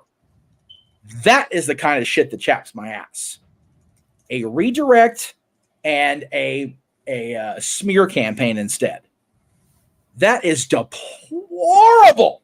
Yep. That's absolutely fucking disgusting. And like I said, had I had the foresight to retain direct messages, we could have a smear campaign enough to give doctors a pap smear supply for a year with the people that run Fightful. I have acquaintances that work for Fightful and defend it to no end. Same here. And if I am offending the people that defend the head of Fightful, I sincerely apologize if I'm making you feel like I'm attacking you. I am not, for the record. I only have a problem with it because you defend this person so blindly. And it really makes me sad for you, whoever you are out there listening and watching this. Because I have a genuine affection for you if I call you my friend. I have a genuine care for you if I reach out to you when I don't necessarily think it's, you guys need me. I don't think anybody really fucking needs me except my kid. Okay? If I'm being 100% real. And even then, that's a question. But what happened today turned from a errant naming of two websites by the head of WWE into smearing a man's reputation when nothing's been fucking proven or said except Ronda Rousey's book. Mm-hmm. That is where I have a problem. He is now guilty in the court of public opinion. Whether Drew Gulak did this or not, he's fucking buried. Nobody's going to want to get within 100 miles of wanting to book him. You know what? Drew Gulak, if you're watching this, contact me. We met during the Championship Wrestling Hollywood days. You have an open platform to come on here and speak your truth, brother. Yep. I'll book you. I'll book you for fucking free. You don't got to pay me shit. If you need me to pay you shit, we'll talk. We'll talk. But having somebody's, reputation smeared because one person made a claim in her memoir is ridiculous. Yeah. And wait, I can hear it now. Oh, but Jeff, you went in and sided with her when she attacked John Laurinaitis. That's because I've had personal experience with John Laurinaitis being a piece of shit. Everybody that watches this shit knows that. Okay? It's going to be one of those things I'm sure it's going to get out there tomorrow and go, oh, well, he was talking about, innocent proven guilty like he did with Alberto Del Rio. And I personally had somebody with Fightful rake me over the coals on that, who I consider a friend, or at least an acquaintance. I'm probably going to get the same response from several people about this now. Fine.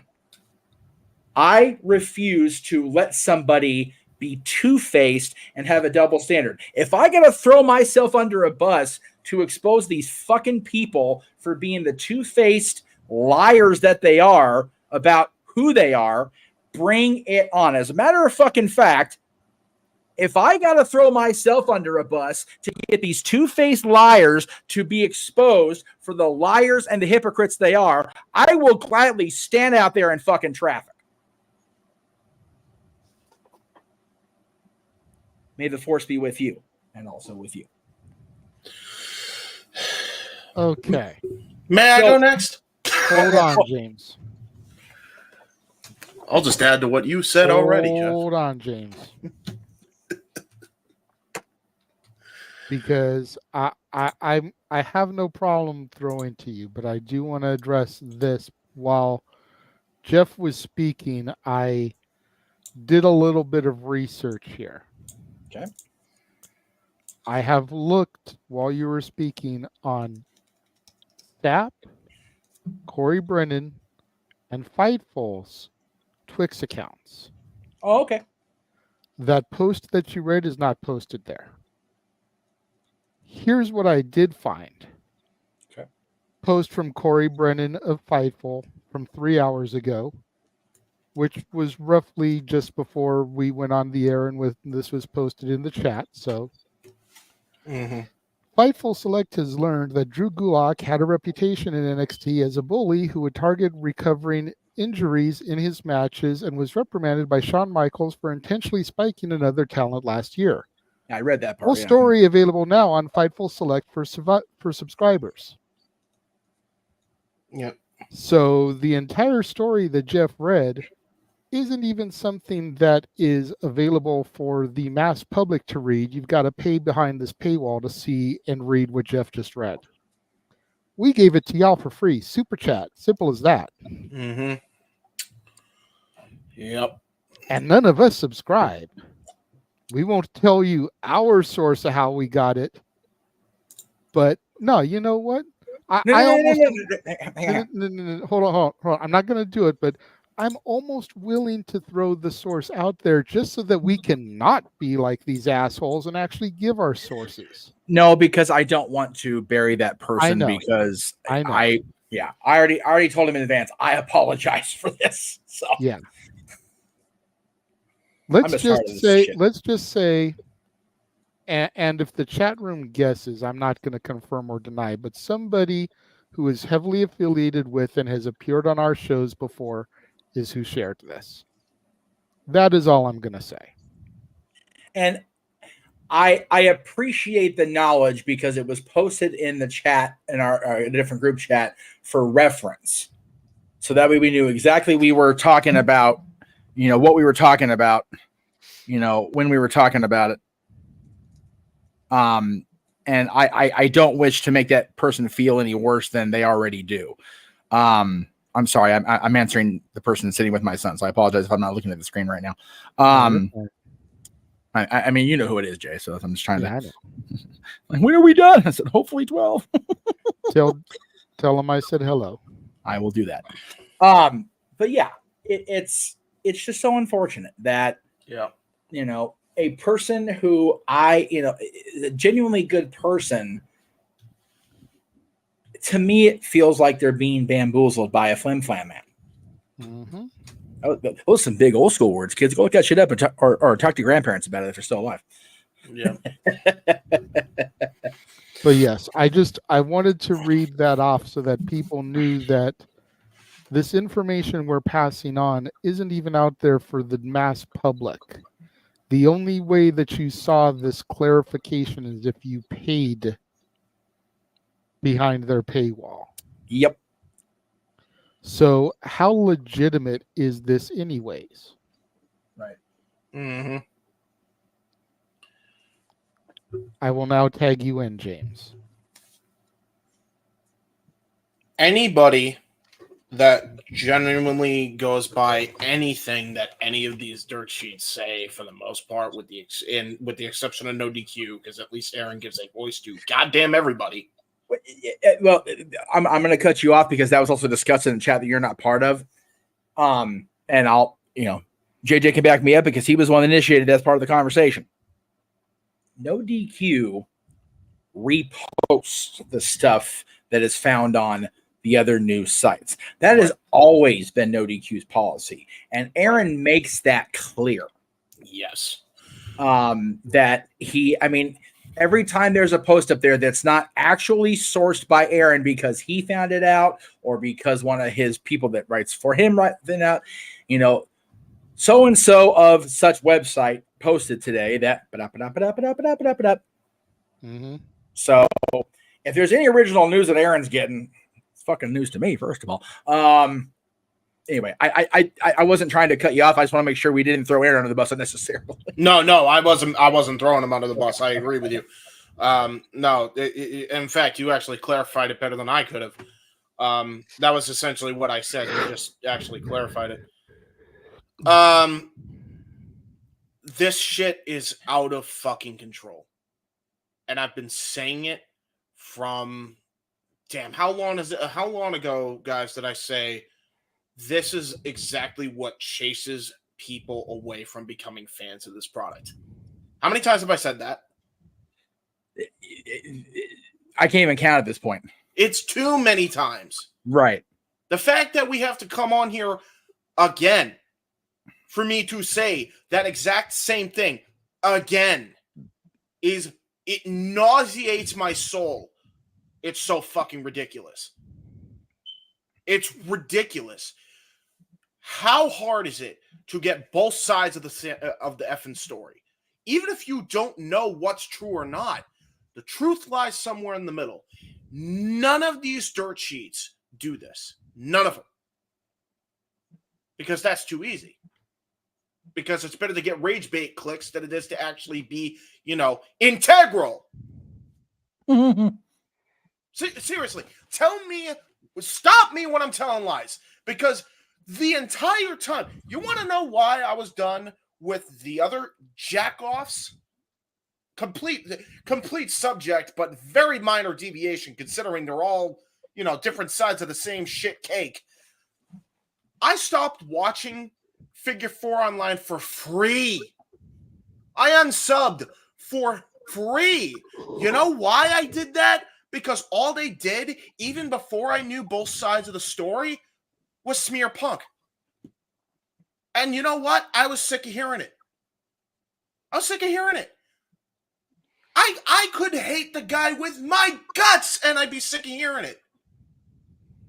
I want to hear both sides. If you're not going to give me both sides, I don't give a shit. I don't give a shit to hear any of your opinion. It's why Nick Hausman absolutely destroyed his credibility with the Jericho shit. It's exactly why. And now here we go with Sean Ross Sapp and whoever on fucking PW Insider doing the same thing. Not getting both sides of the story. And it is nauseatingly irritating. It is not that hard to fucking get both sides of the story. It's called being an adult. If I could do it, if he could do it, if JJ could do it, if Walter could do it, if the man who has nothing to do with any of this IWC drama can fucking do it, guess what, motherfucker? You can too. Period. End of story. Do better. Stop chasing people away with your stupid nonsense of constantly going with a smear campaign instead of trying to get both sides of the story. If you can't get it directly from the source, get it from somebody who's friends with that source. That's my rant. Jesus Christ. Almighty. Not only do better, James, be better people. Be better human beings. Seriously. I'm going to throw that in there before I was done. Sorry. No, you're right. So, Man, Walter, anything that you want to say on this topic? It's just bullshit. It's all the look. We have a running joke with Josh where we run a video where Vince Russo says, "Do your homework, bro." So before you read when you read something, before you go and believe it, listen to that advice. Go do your homework, bro, or sis, whoever's reading it. Go do your homework before you believe one side or the other. There's always three sides to a story. There's point A, the truth, and C. And somewhere in the middle of there's always the three sides. There's this person's side, that person's side, and then the actual freaking truth. Yep. So you got to find that out before you just believe in it. And then for Drew, like Jeff was saying, for Drew to get his reputation smudged by someone who's known to be exaggerative. I mean, look how she's trying to discredit Holly Holm's victory over her and the excuses she's saying as to why she got beat. No, bitch, she just got knocked the fuck out in a fight. Don't make an excuse. Don't try to. By the way, to be fair to her in this sense, there is some legitimacy to that, only because of the people she was training with were not great trainers. I'll give her that to an extent, but at the end of the day, you are you. At the end of the day, you're your own person. Do better. Anyway, continue, Walter. She already tried to discredit other people, so no, I agree. Don't believe everything you hear. Yep. And it's a shame that Drew had to get this reputation and everything. So I feel bad for the guy, but kudos for Triple H to answer that reporter the way he did. And good luck for this reporter to ever getting invited to anything that WWE does for any press conference. Good luck, because you put your foot in your mouth. And to be fair though, Walter, is it his fault or is it the fault of the people that spread this gossip around? It's really a double-edged sword when you think about it. Because if they got both sides of the story in the first place, we wouldn't be having this fucking conversation right now. Yeah, but to be fair, he has a mouth and he shouldn't have said that. That was unprofessional to ask that kind of thing. Yeah. In a press conference that shed in complete positivity on everything that happened, why'd you have to go and ask this question? Well, to be fair, I will say this. I'm glad the question was asked, not because I wanted the drama, but I'm glad he asked it because clearly I think for at least he wanted clarification on it. And I think he even stated in the interview, the French guy who asked the question, he just wanted clarification on it. That's what you always try to do. Well, right. But, and again, I will never claim to understand the difference in filters of words between countries, between language, barriers or whatever. But that filters some dark roast coffee, straight black coffee. Like, you don't ask that kind of question at a press conference like this. That's something you ask in an interview. You're gonna, put on your own thing. You don't put the dude on blast in front of God and everybody. Yeah, that's true. Yeah, like if he's asking about the releases, I can even excuse that part of it. But invoking Ronda's name when she's been talking nothing but shit, that was the poor decision making. Clarification is fine. But if you're going to get clarification about a story based on a woman's memoir with an axe to grind, you're bad for asking it. Less is more in this case. Dude, calling attention to her, period, at a WWE press conference was just a bad idea. Yeah, that's exactly my point. You do that when you have like a one-on-one platform and you're doing an interview. Before you do a professional interview, there are things that you guideline. Tell them what can and can't I talk about or ask you about before we do this. So that's the platform you use. You don't do this to somebody. That's why these scrums are usually so well organized and they go so well. And you get that list, or whatever. And very likely this guy went against the script or against, went rogue or whatever. But I'm going to reference it back. God help me. Ariel Helwani's interview with Punk. Punk was very upfront. It's like, can't talk about that, but we can talk around it. We can't talk about anything I signed, but I didn't sign for myself. It's like, that's basically saying they fucked up. They fucked up. Yeah. Well, right there. Yeah, exactly. It was well to your point too. It's like I think so many people lose sight of that. If you know even a tenth of anything from any journalism class ever, like there are different types of interviews and different style of interviews depending on the circumstance. If it's a press scrum like this was, that's how you're supposed to run a press scrum, which so many people forget. Like, oh, WWE, they don't want these questions. They're trying to silence people. No. Because if they were trying to silence people, then they would have had a major problem with what Punk said on his interview about Vince. Mm-hmm. I mean, seriously. And why did Triple H even need to add on to that when Punk said everything everybody was already thinking for him? Like, seriously, it's just that simple. There's different ways to conduct interviews depending on the scenario. It's not a one shoe fits all, which a lot of these freaking moronic dirt sheets do. And anybody that kind of like takes their word for gospel and asks it as if it was a legitimate breaking story, treat it as such. And it's not. It's just not. Seriously, unless it comes from WWE or TMZ or the people in charge, I don't consider it a source. I don't. I wouldn't even go so far as TMZ. My thing is, if there is a statement of, employment status, I want company letterhead or I want the talent. All right. Period. Here's one that's going to ruffle more feathers than a goddamn peacock factory. Unless it's about business, I shouldn't have to give a fuck.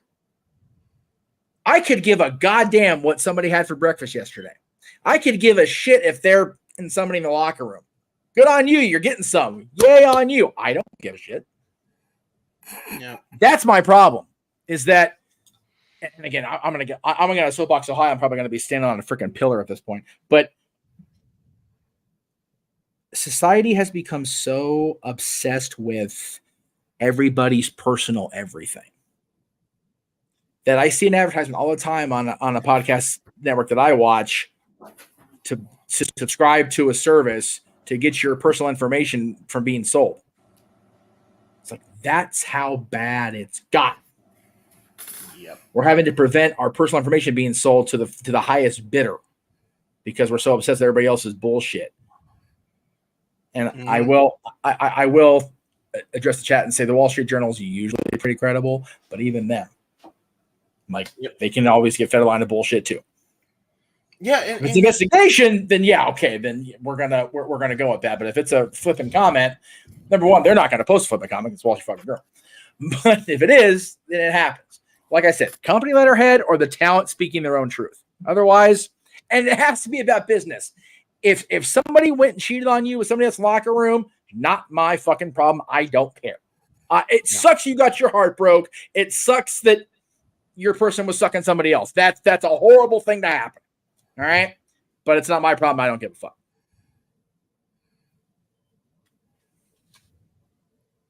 There. Now everybody's mad at me. I just have like beating the dead horse. So when you're two-faced, that's how you can get everybody mad at you when you're two-faced, though. I'm sure I already know the answer to this. Noah, do you have anything you want to say on this? Oh, boy.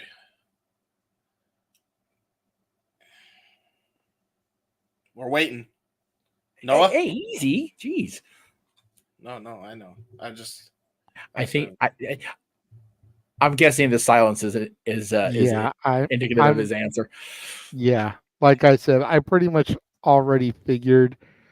And even if he did pop in, I figured he'd hit us with nothing more than a do better people type of comment. Accurate. Or there you go. He's gonna be that or a Moxley. Nope. Keep on going. No, honestly, I think I said it before he could say it too. So, okay. I'm going to give my thoughts on this and wrap this up. And my thoughts are not going to be near as venomous as Jeff's was, but we are going to start down that path just a little bit. And Okay. I've had conversations with Jeff recently, not just about this, as this particular story just broke today, but about the scrums in general and reporters in general. So I'm gonna start with this. It's shit like this that pisses me off when guys like us can't get credentials for this type of shit. Mm-hmm. I know Jeff doesn't give a shit. He's already told me WWE's got him at like near the top of their most wanted list as far as nope, not this fucker. And by proxy, we're probably all lumped in with him. But I've been that the way. fact that guys like us, and that's everybody on the panel, that's everybody that's affiliated with us, from Aaron to Greg to Mikey, none of us can get into these type of press conference and scrums.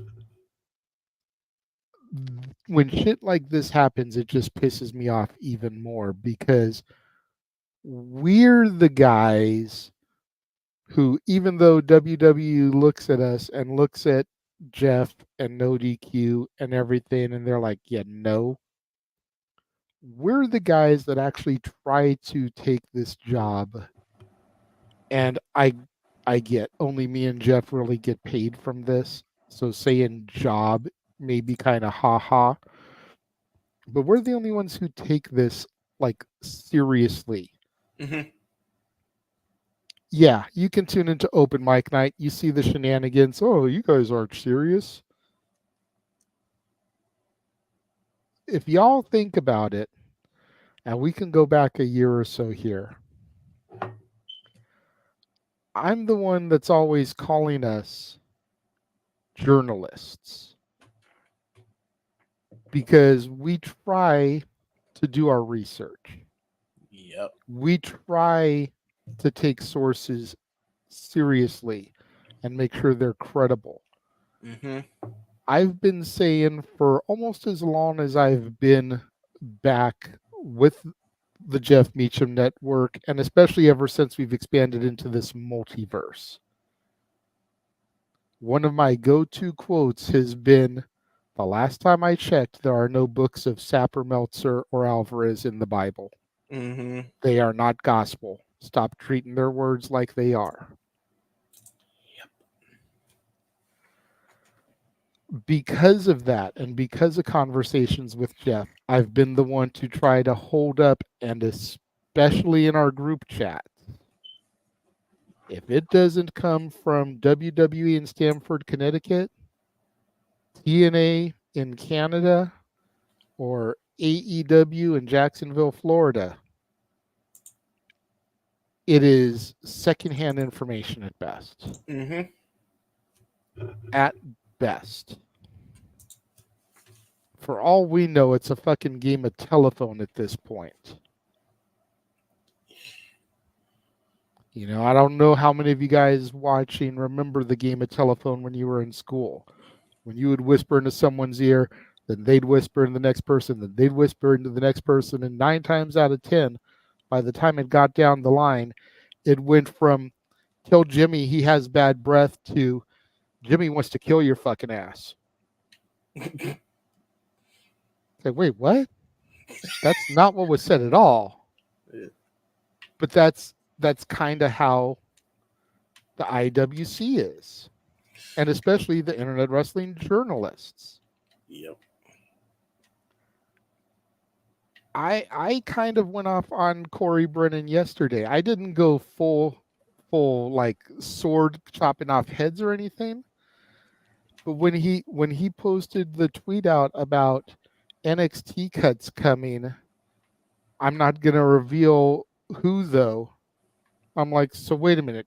Cuts are coming, but you're not going to tell us? Like, wait a minute. This is some bullshit. How am I supposed to believe you? Mm-hmm. And then I had people in our circle coming at me talking about, oh, well, this person is completely reliable, blah, blah, blah. Nope. Let me even see if I can find the actual tweet here. because it'll be in a report. Corey's NXT reporting is legit, always spot on, so knock it off.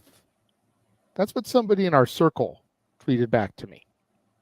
Mm-hmm. And I'm just like, no. They straight up said they're not going to tell us who. Like, what the hell? It's going to be a report that's behind the paywall that only people that pay can see. The fuck out of here. Mm-hmm. If you're trying to break news to the public, I mean, granted, I remember going to a newspaper machine, which don't exist anymore, and putting a quarter in and getting my daily newspaper. But give the people the news. I can turn on ABC at 7 o'clock or 6 o'clock and get the news for the day, and I ain't got to pay for shit. It's on free TV. Give us the news, goddammit. Yep. And that's what I've always tried to hold us to here. If we talk about rumors, we always talk about where we got the rumor from. That way our viewing audience knows that if this ends up being a load of shit, if nothing materializes from it, they can go to Wrestling Observer and Dave Meltzer. They can go to Sean Sapp at Fightful. They can go to Brian Alvarez and whatever his outlet is. And they can go after those people for printing fake news. We've stated to our audience, I saw this rumor on social media as reported from this source, and now we're going to discuss our thoughts on it. Mm-hmm.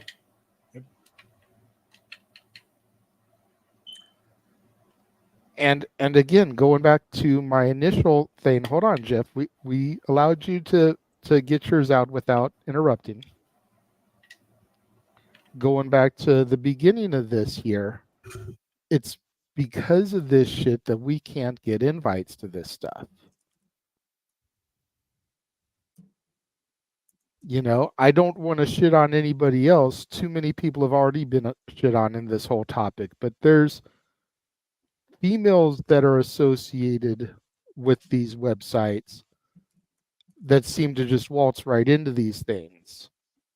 And how much of it is because they're a trusted journalist and source, and how much of it is because they're a pretty face? Don't get it twisted. I'm not trying to be sexist, but let's be real here. If there's one press pass left and a pretty girl walks up and my fucking 260-pound fat ass walks up, who are you going to give that to? Let's just be real.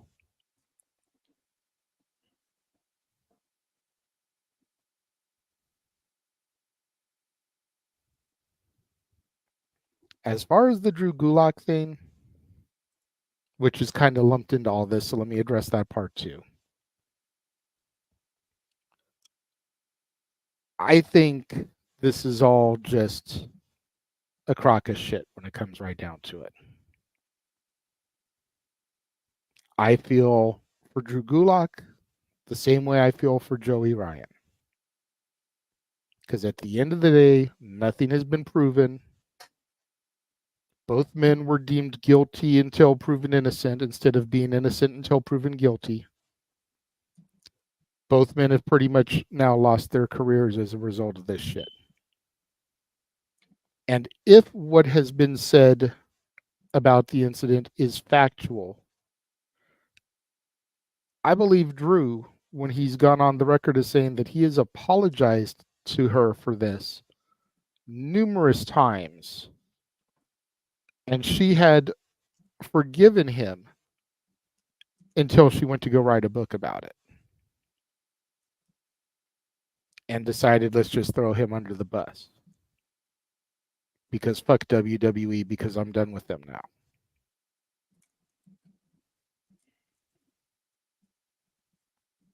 I'm not trying to take any credibility away from Ronda. I love Ronda. But I feel like he's catching the raw end of the deal here. And if somebody has apologized for something and been forgiven for something, it should be like double jeopardy, where you can't try somebody for the same crime twice in a row.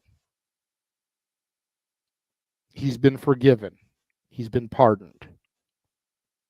Don't pull this shit later.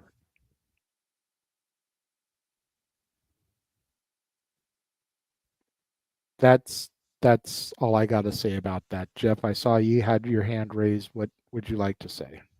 Just simply that, the thing I've always heard is 3 easiest ways to get information across, whether you want it to or actually or not. Telephone, telegram, telewrestler.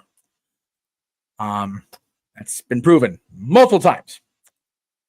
As far as not getting into the scrums and me not caring, it really comes down to the fact that I refuse to be a two-faced and hypocrite. I am who I am, and that's all that I am. Boop, boop. These fuckers are in the scrums, with a few exceptions. Let me be clear on that. I ain't about to throw everybody in the goddamn bus that doesn't deserve it. They're fucking lying asses. And they just get in there because they tell Phil and the company here what they want to be told.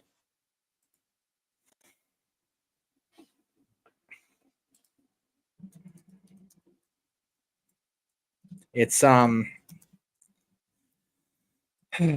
just frustrating that, and again, I meant what I said to you in private. I really don't care about going to these things as far as the scrums or the press conferences or whatever.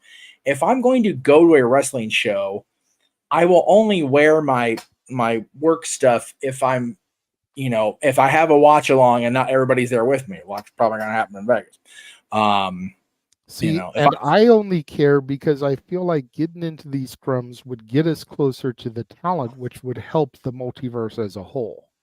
And I understand that, but my stance is I refuse to compromise my credibility for the sake of content. And I feel like these fucking people that attend these scrums, with a few exceptions, have no credibility. Because they are ultimately liars or hypocrites or two-faced.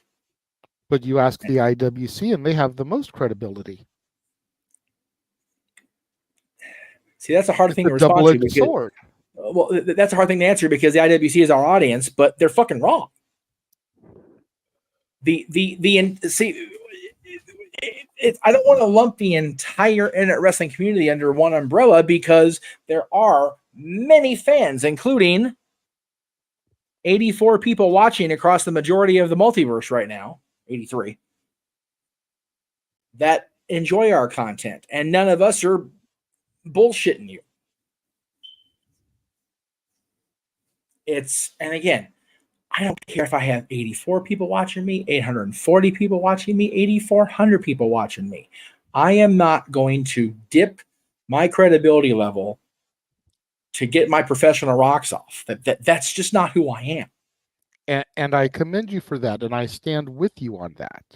And my issue with it is that the people that defend these fucking leeches on, or these, even better, these succubuses on innocent souls just get all the credibility because they've played the game in the wrestling industry for all these years. I will die on the fucking hill of if Bret Hart didn't give Meltzer access to his story in 1997, nobody would give a fuck about that guy now. That's fair. And I agree with you. I know some of the argument I'm presenting sounds like I don't agree with you, but I do agree with you. And I've been your right hand since we pretty much started working together. Sure. Yes. But it's like I said, it's a double-edged sword because these people out there have the most credibility. They have the bigger audience. Just for an example, Fightful's most recent live stream from today, from 9 hours ago, has 5.2 thousand views. Okay. We have 86. Okay. And I'm just saying, if we were able to get into these things like them, we would be able to pull those type of numbers without sacrificing our integrity, because that's not the type of people we are. But we're not going to get into these things because we're not willing to sacrifice our integrity. And it's a double-edged sword. And it's what pisses me off about it. Yeah. That's what I'm trying to illustrate, not to us here, but to them out there. Yes. And I agree with that stance and co-sign on it. And I hope that there are people, the majority of people in here, that are like Richard, that have watched for well over a decade. And we've met up at shows numerous times over the years, Richard and I.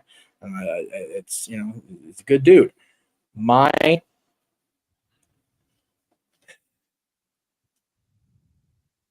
This is not a attempt to deflect responsibility or blame or accountability or whatever you want to call it, because at the end of the day, I am 41 years old. I'm a grown-ass man, and I make my decisions.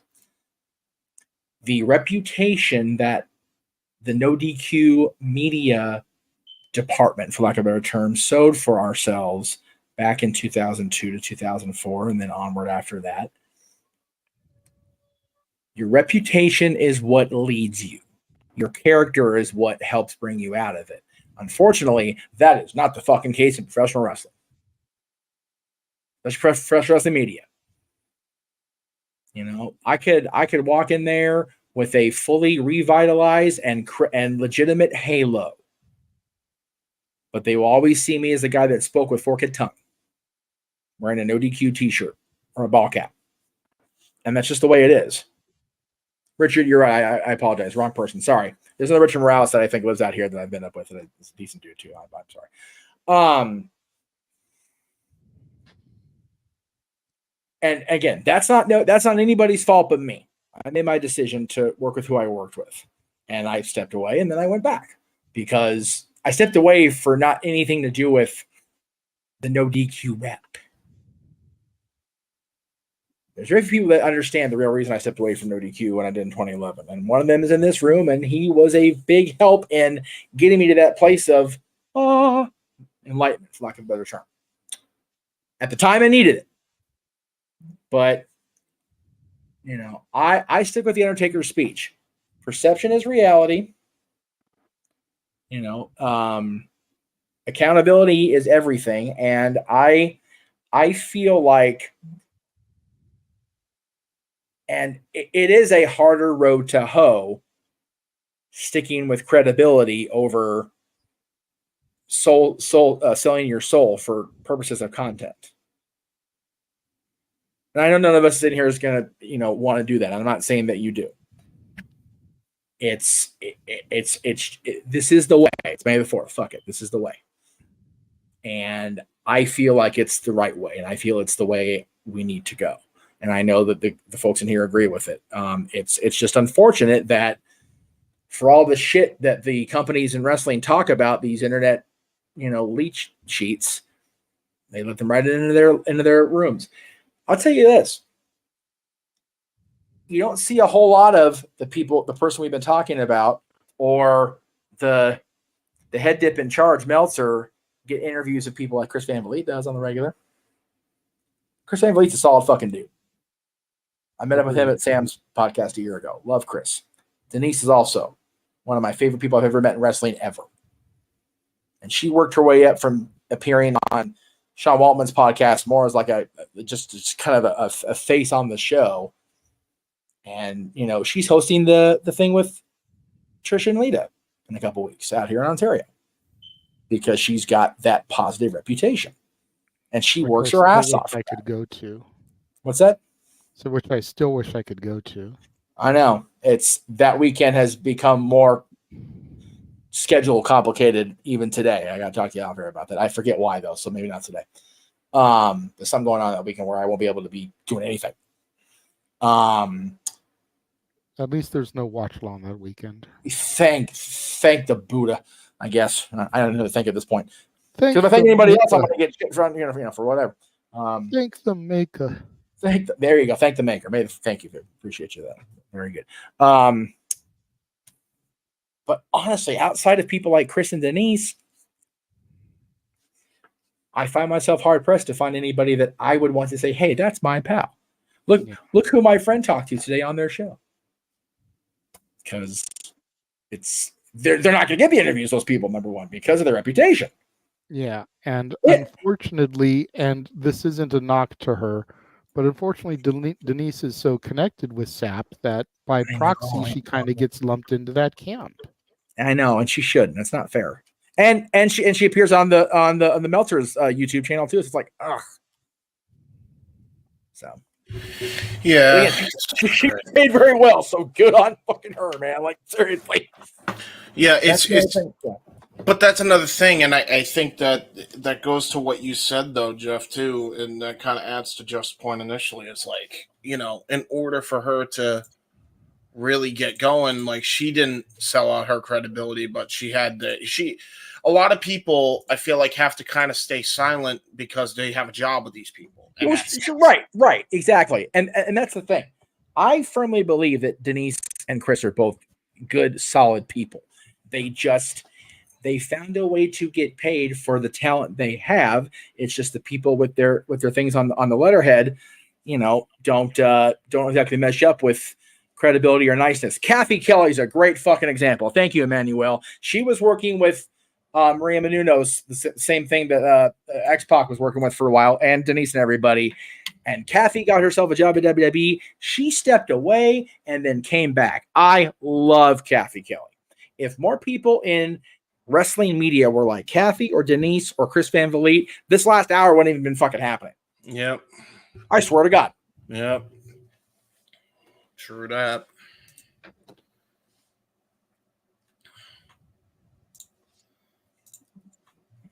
Cesspool, brother. It's a freaking cesspool. Sadly, it is.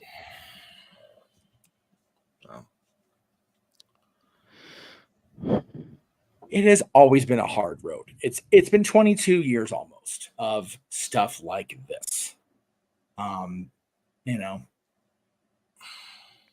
Again, I'm not trying to, kick an already dead horse within the discussion, but it is stuff like this that is a huge reason why Joey and I never got along, because I was labeled day one as one of these internet marks that is just going to leech off what I do, and I'm not going to get anything out of it. That was a predisposed or whatever judgment. I hadn't said 2 words to him at that point. Mm-hmm. All I was Lizzie Valentine, or it wasn't her name back then, Liz's friend at the time. That was just a hanger on. Now, I will fully cop to, by the time we got into really getting ourselves into the backstage area of PWG, I was okay with interviewing everybody. There were people that were making decisions that I didn't have the ability to make, that only wanted the TNA talent. That decision was made for me. And if that gets me in trouble with a conversation tomorrow, so be it. But that's the truth. And if he argues with me on the air about it, it's going to get called to task, because he knows it's fucking truth. I was willing to interview anybody. Wrestlers. 3 years into doing the stuff, like for real. And we ended up interviewing all these people after the fact, but again, reputation based on a predisposed thing. Because once that information got back to the people that run PWG, including Joey Ryan, you might as well put a big old red letter, mud. That's what it was from that moment on. Nothing I could do about that. And that's what a lot of the people we're talking about have been able to overcome through bullshitting and lies and deception and hypocrisy. It's to my financial detriment, but my conscience is clear as day, brother. And that's the shitty part, I guess. Yeah, I'm good with that. That's why I'm a fan and not a freaking worker of the industry. I'm cool with that. No, and you know what? I got in deeper than I should have when I was doing the indie stuff out here, and it was a bad idea. I look back now and it was a very poor decision to get that deep into it. I feel that. Just because the business itself is so toxic, again, great example. I'm gonna wait. Let me.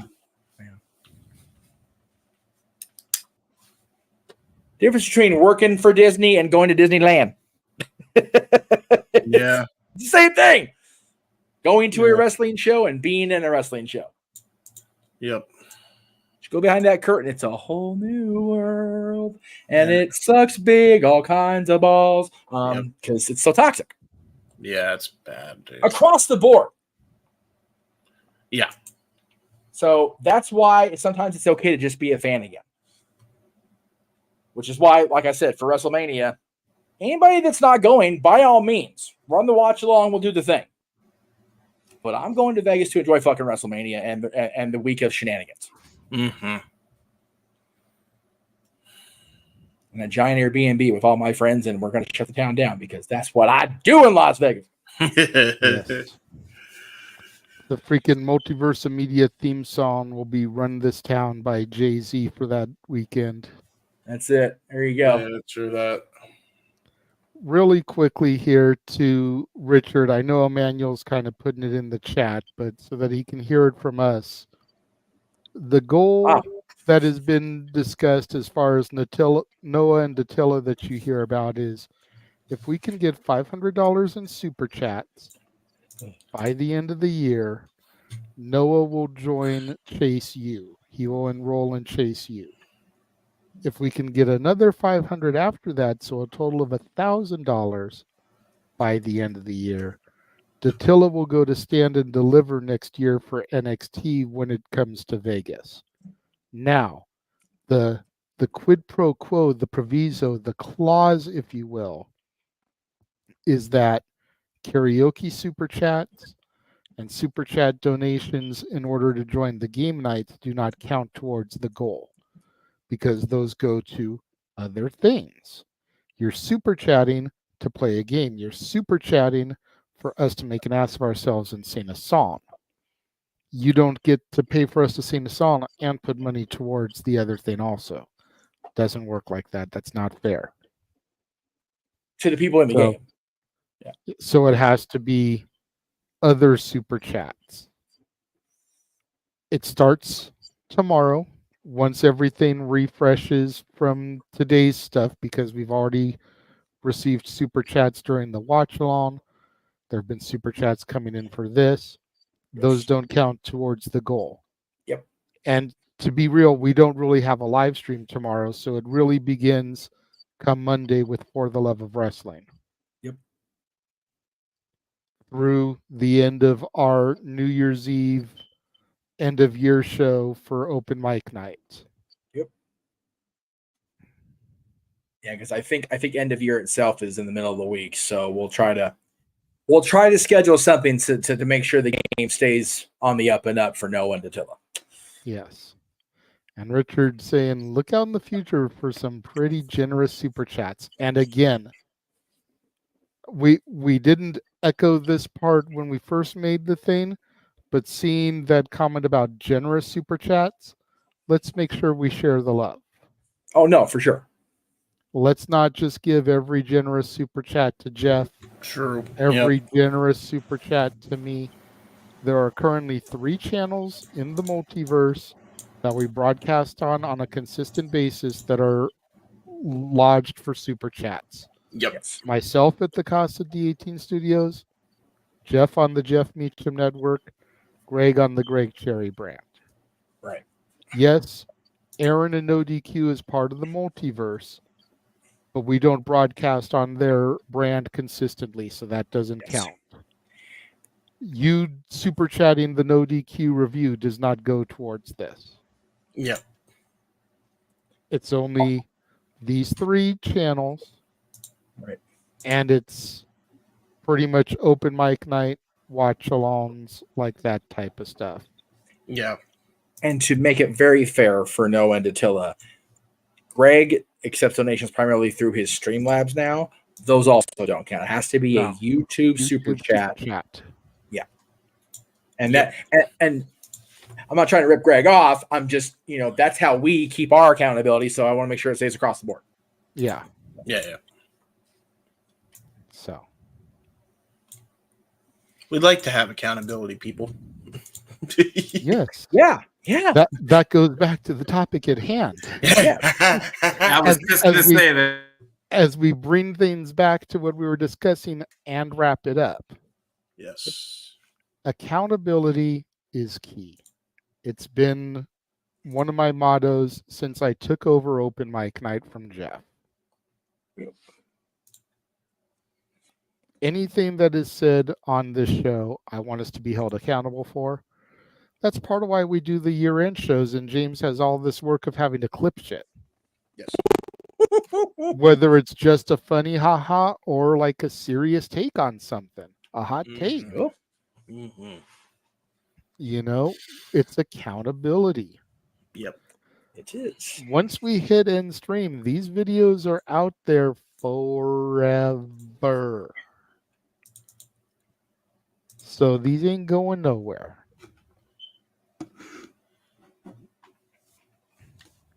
It's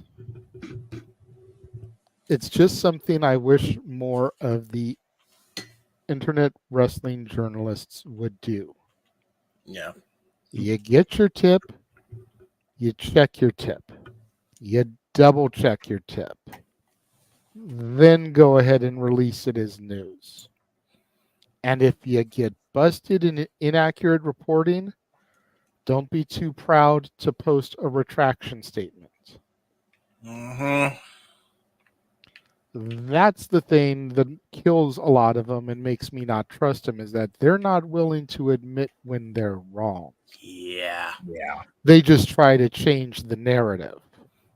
Yeah. Like the whole CM Punk going to WWE thing. Ugh. And how people tried to say that, oh, well, he's not going there. They said he wasn't going there. And then he shows up there. And it's like, well, the conversations didn't happen until a couple days prior. Which, okay, may have been accurate. Right. But how is it that this motherfucker, the minute he saw Punk throw his one in the air and walk out of Wembley Stadium, said that CM Punk is going to WWE because he just threw up the one acknowledging the bloodline, Yeah. and nobody wants to take me fucking serious? Yep. I could have sworn that a finish of the story that was thrown out there by everybody and their mother with a keyboard or a mobile device was talking about finishing in the garden. I could have sworn that originated in Victorville. Maybe that was just me. Yeah.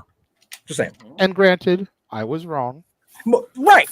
But a year after I said it, all the other people started trying to pick up on it. Exactly.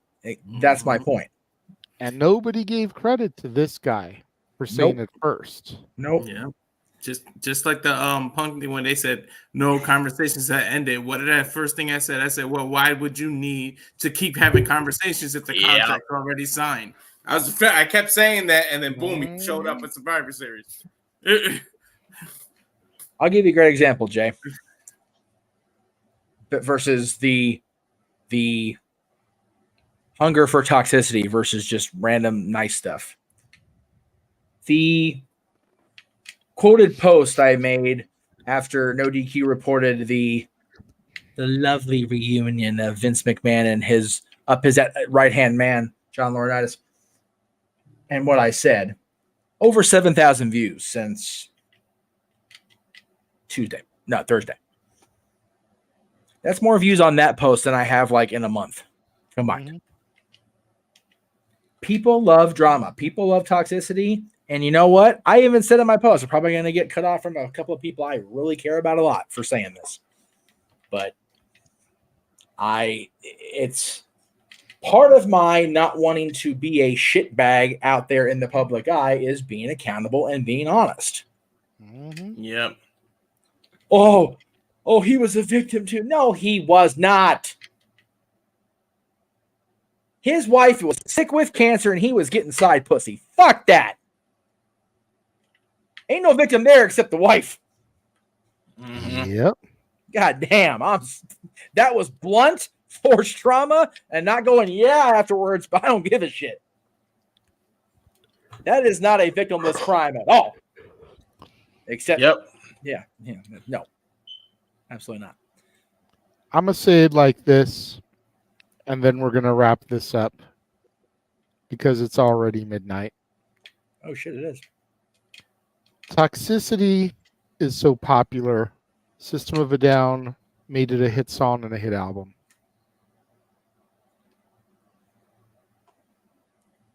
Yeah. Noah, brother, I see your private chat. You have a good evening, sir. Thank you for everything you did tonight. If you'd like to pop on screen real quick, we love you, brother. We will see you when we see you next. Good sir. I see that on Backlash and the producing of Jeopardy, brother. Dude, like I told you at the top, you are the MV fucking P. God bless you all. Have a good night. Yes, sir. Good night, sir. That's why I feel bad for going into this shit with, the bad stuff, because it drags him down. He's such a good person. He is, but he also knows that it's news, it's discussion, and sometimes it needs to be done. Yeah. He understands that. And we love him for that. And with that being said, we're going to bring this conversation piece to a close. Unfortunately, to those of you that did post decent topics, we're not going to be able to get to them. We did get to the ones that were super chatted. We apologize. We do appreciate you guys. We're going to throw one more time to our watch along trailer that has been updated with WrestleMania in it, and then we'll come back. We'll hit our shills. We will get out of here. Stay tuned.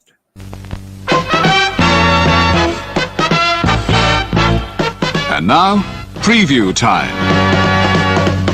So let's take a look at what's coming your way.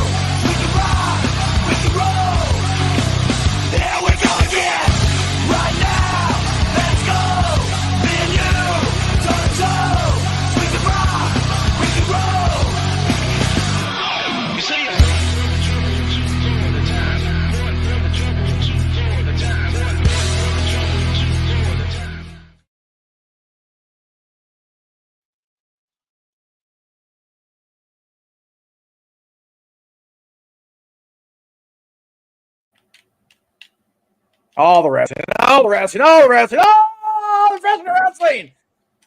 And we're going to Vegas. God help that town.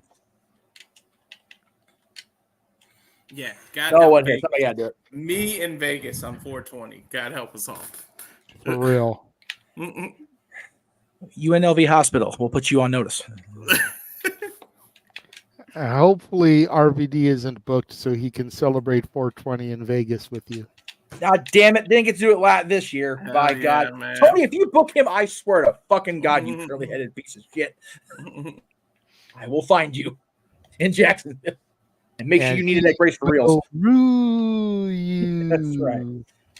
But yeah. JD didn't get to mention it during the backlash or I think it was during the belt show, but yeah. Booking WrestleMania on 420 in Las Vegas will automatically induce a long-standing Casa Super Chat. That's how people get fucked up. That will be a thing. And I'm here for it. All right, well, let's begin running through the shills here. Yes. You saw him here for Jeopardy and for the first topic. Make sure you follow the Cleveland Combatant on Twitter at Walking Hymnal, on Instagram at Mallowmangram. Big Baller G, who's always happy to be here whenever he is here. Find him on TikTok, Big Baller G 1988, on Twitter, NoDQ _ Big Baller G. on Instagram and Threads, NoDQ_ Big Baller G 1988. Make sure you follow Datilla at Rangers of Wrestling on YouTube. Check out her recaps and her Power Ranger content. Walter. Yeah, for me on the socials, at Walter Alex Cruz.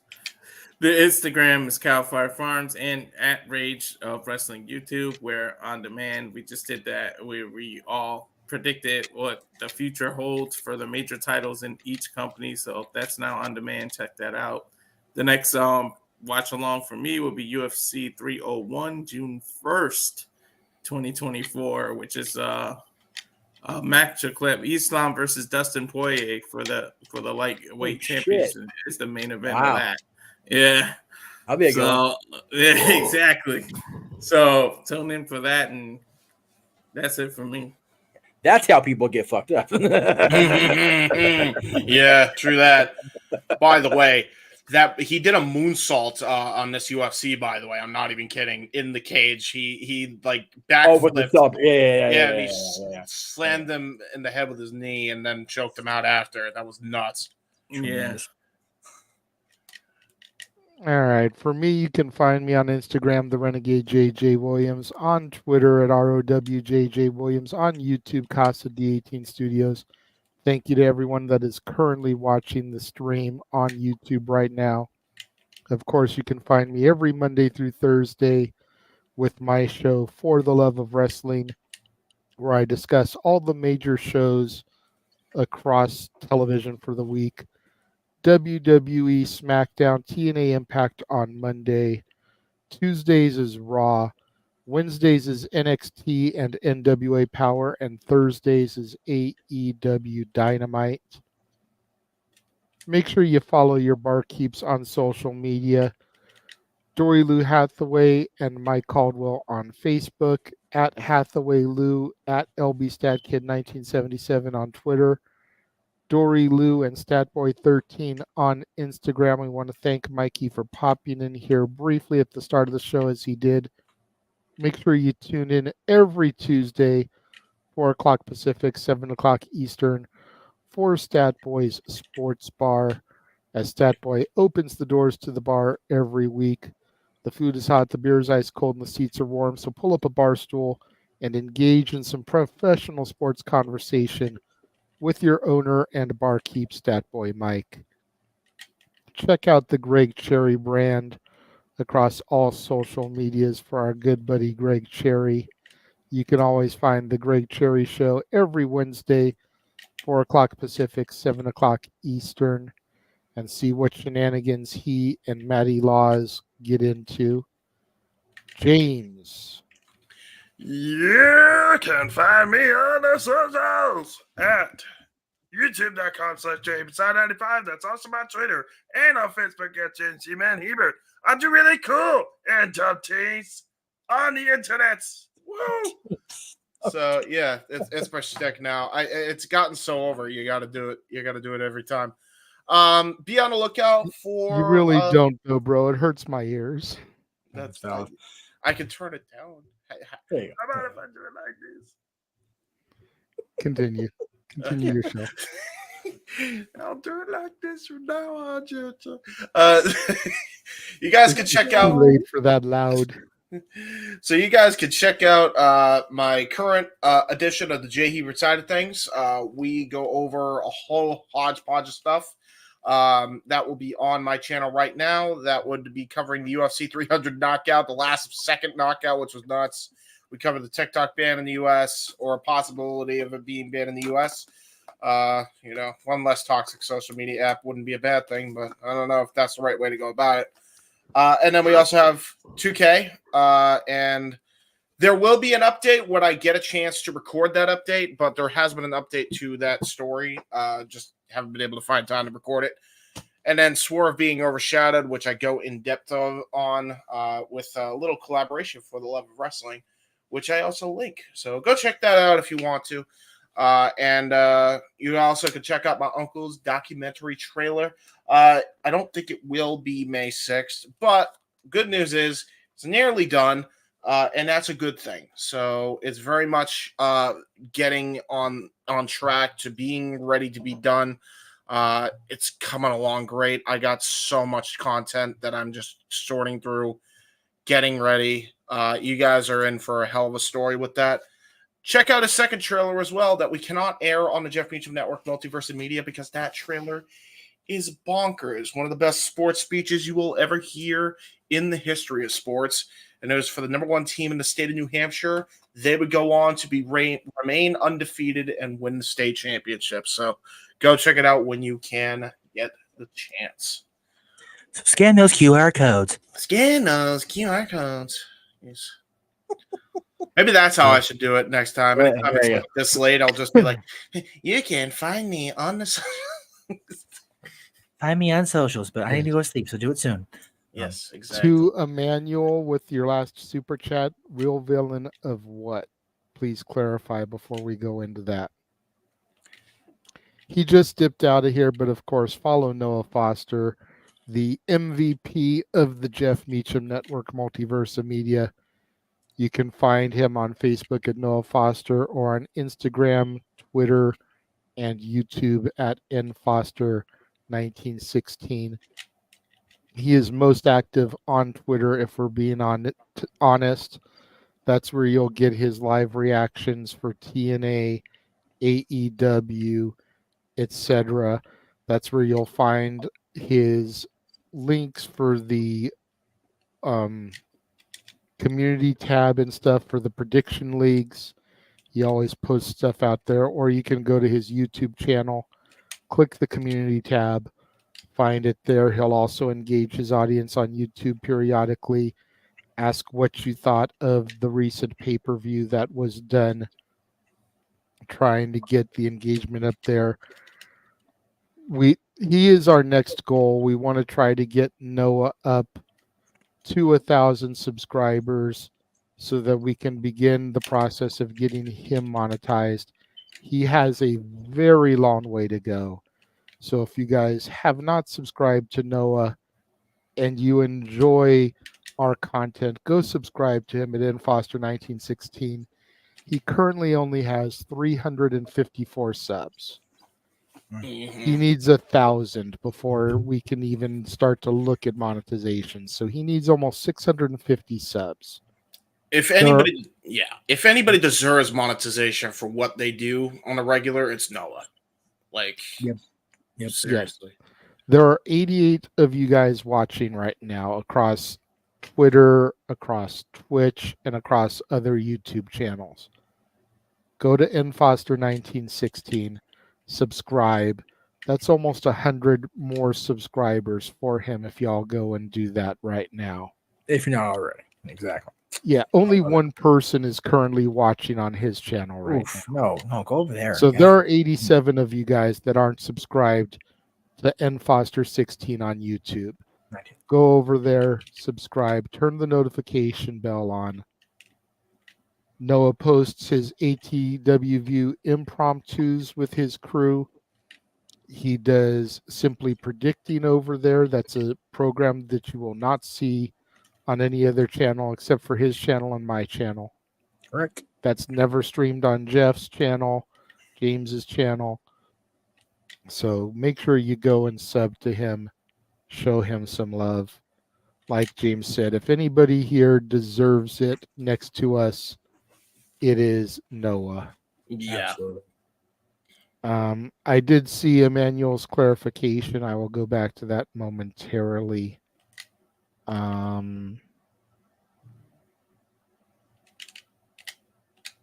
not popping up. I just clicked it.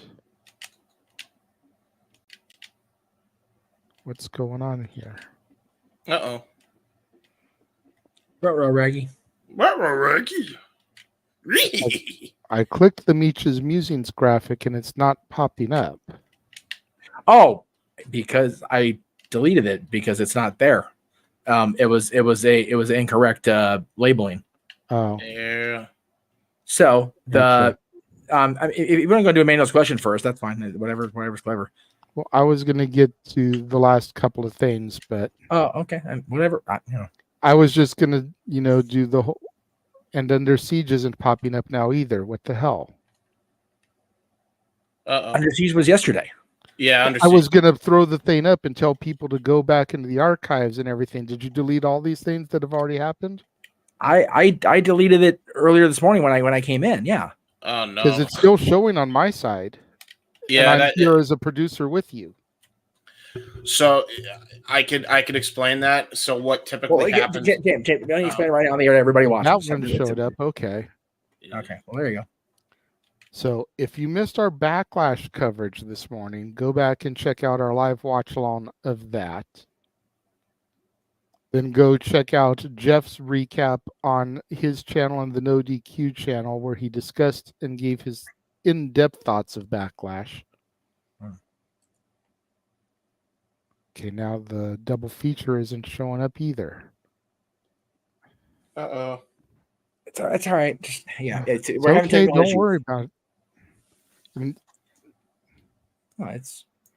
if you missed our double feature for dads, our retro double feature that was before we came on the air here, go back and check that out as well. And then, as Walter alluded to earlier this afternoon, me, him, and Noah discussed for almost 2 hours who will be the next champions for all these titles. The World Heavyweight Championships, the Mid-Card Championships, and the Women's Championships for all the brands here. Make sure you check that stuff out as well. And then the next time we will be giving you a live dads will be next Friday, May 10th, as we celebrate 60 years of Beach Boys number ones with the top 10 Beach Boys songs. All right, cool. Here we go. So, to Emmanuel's $2 super chat, last question of the night: who's the real villain? Is it the Jedis or the Dark Side Lord Palpatine? Well, I believe it depends greatly on your own point of view. Yes. Yes. It's the most Obi-Wan answer we could think of. But legit, it's Palpatine. He's yeah. the puppet master of the entire 9-movie saga when it comes right down to it. I said it during both Dad's episodes. He is an evil son of a bitch. Yes.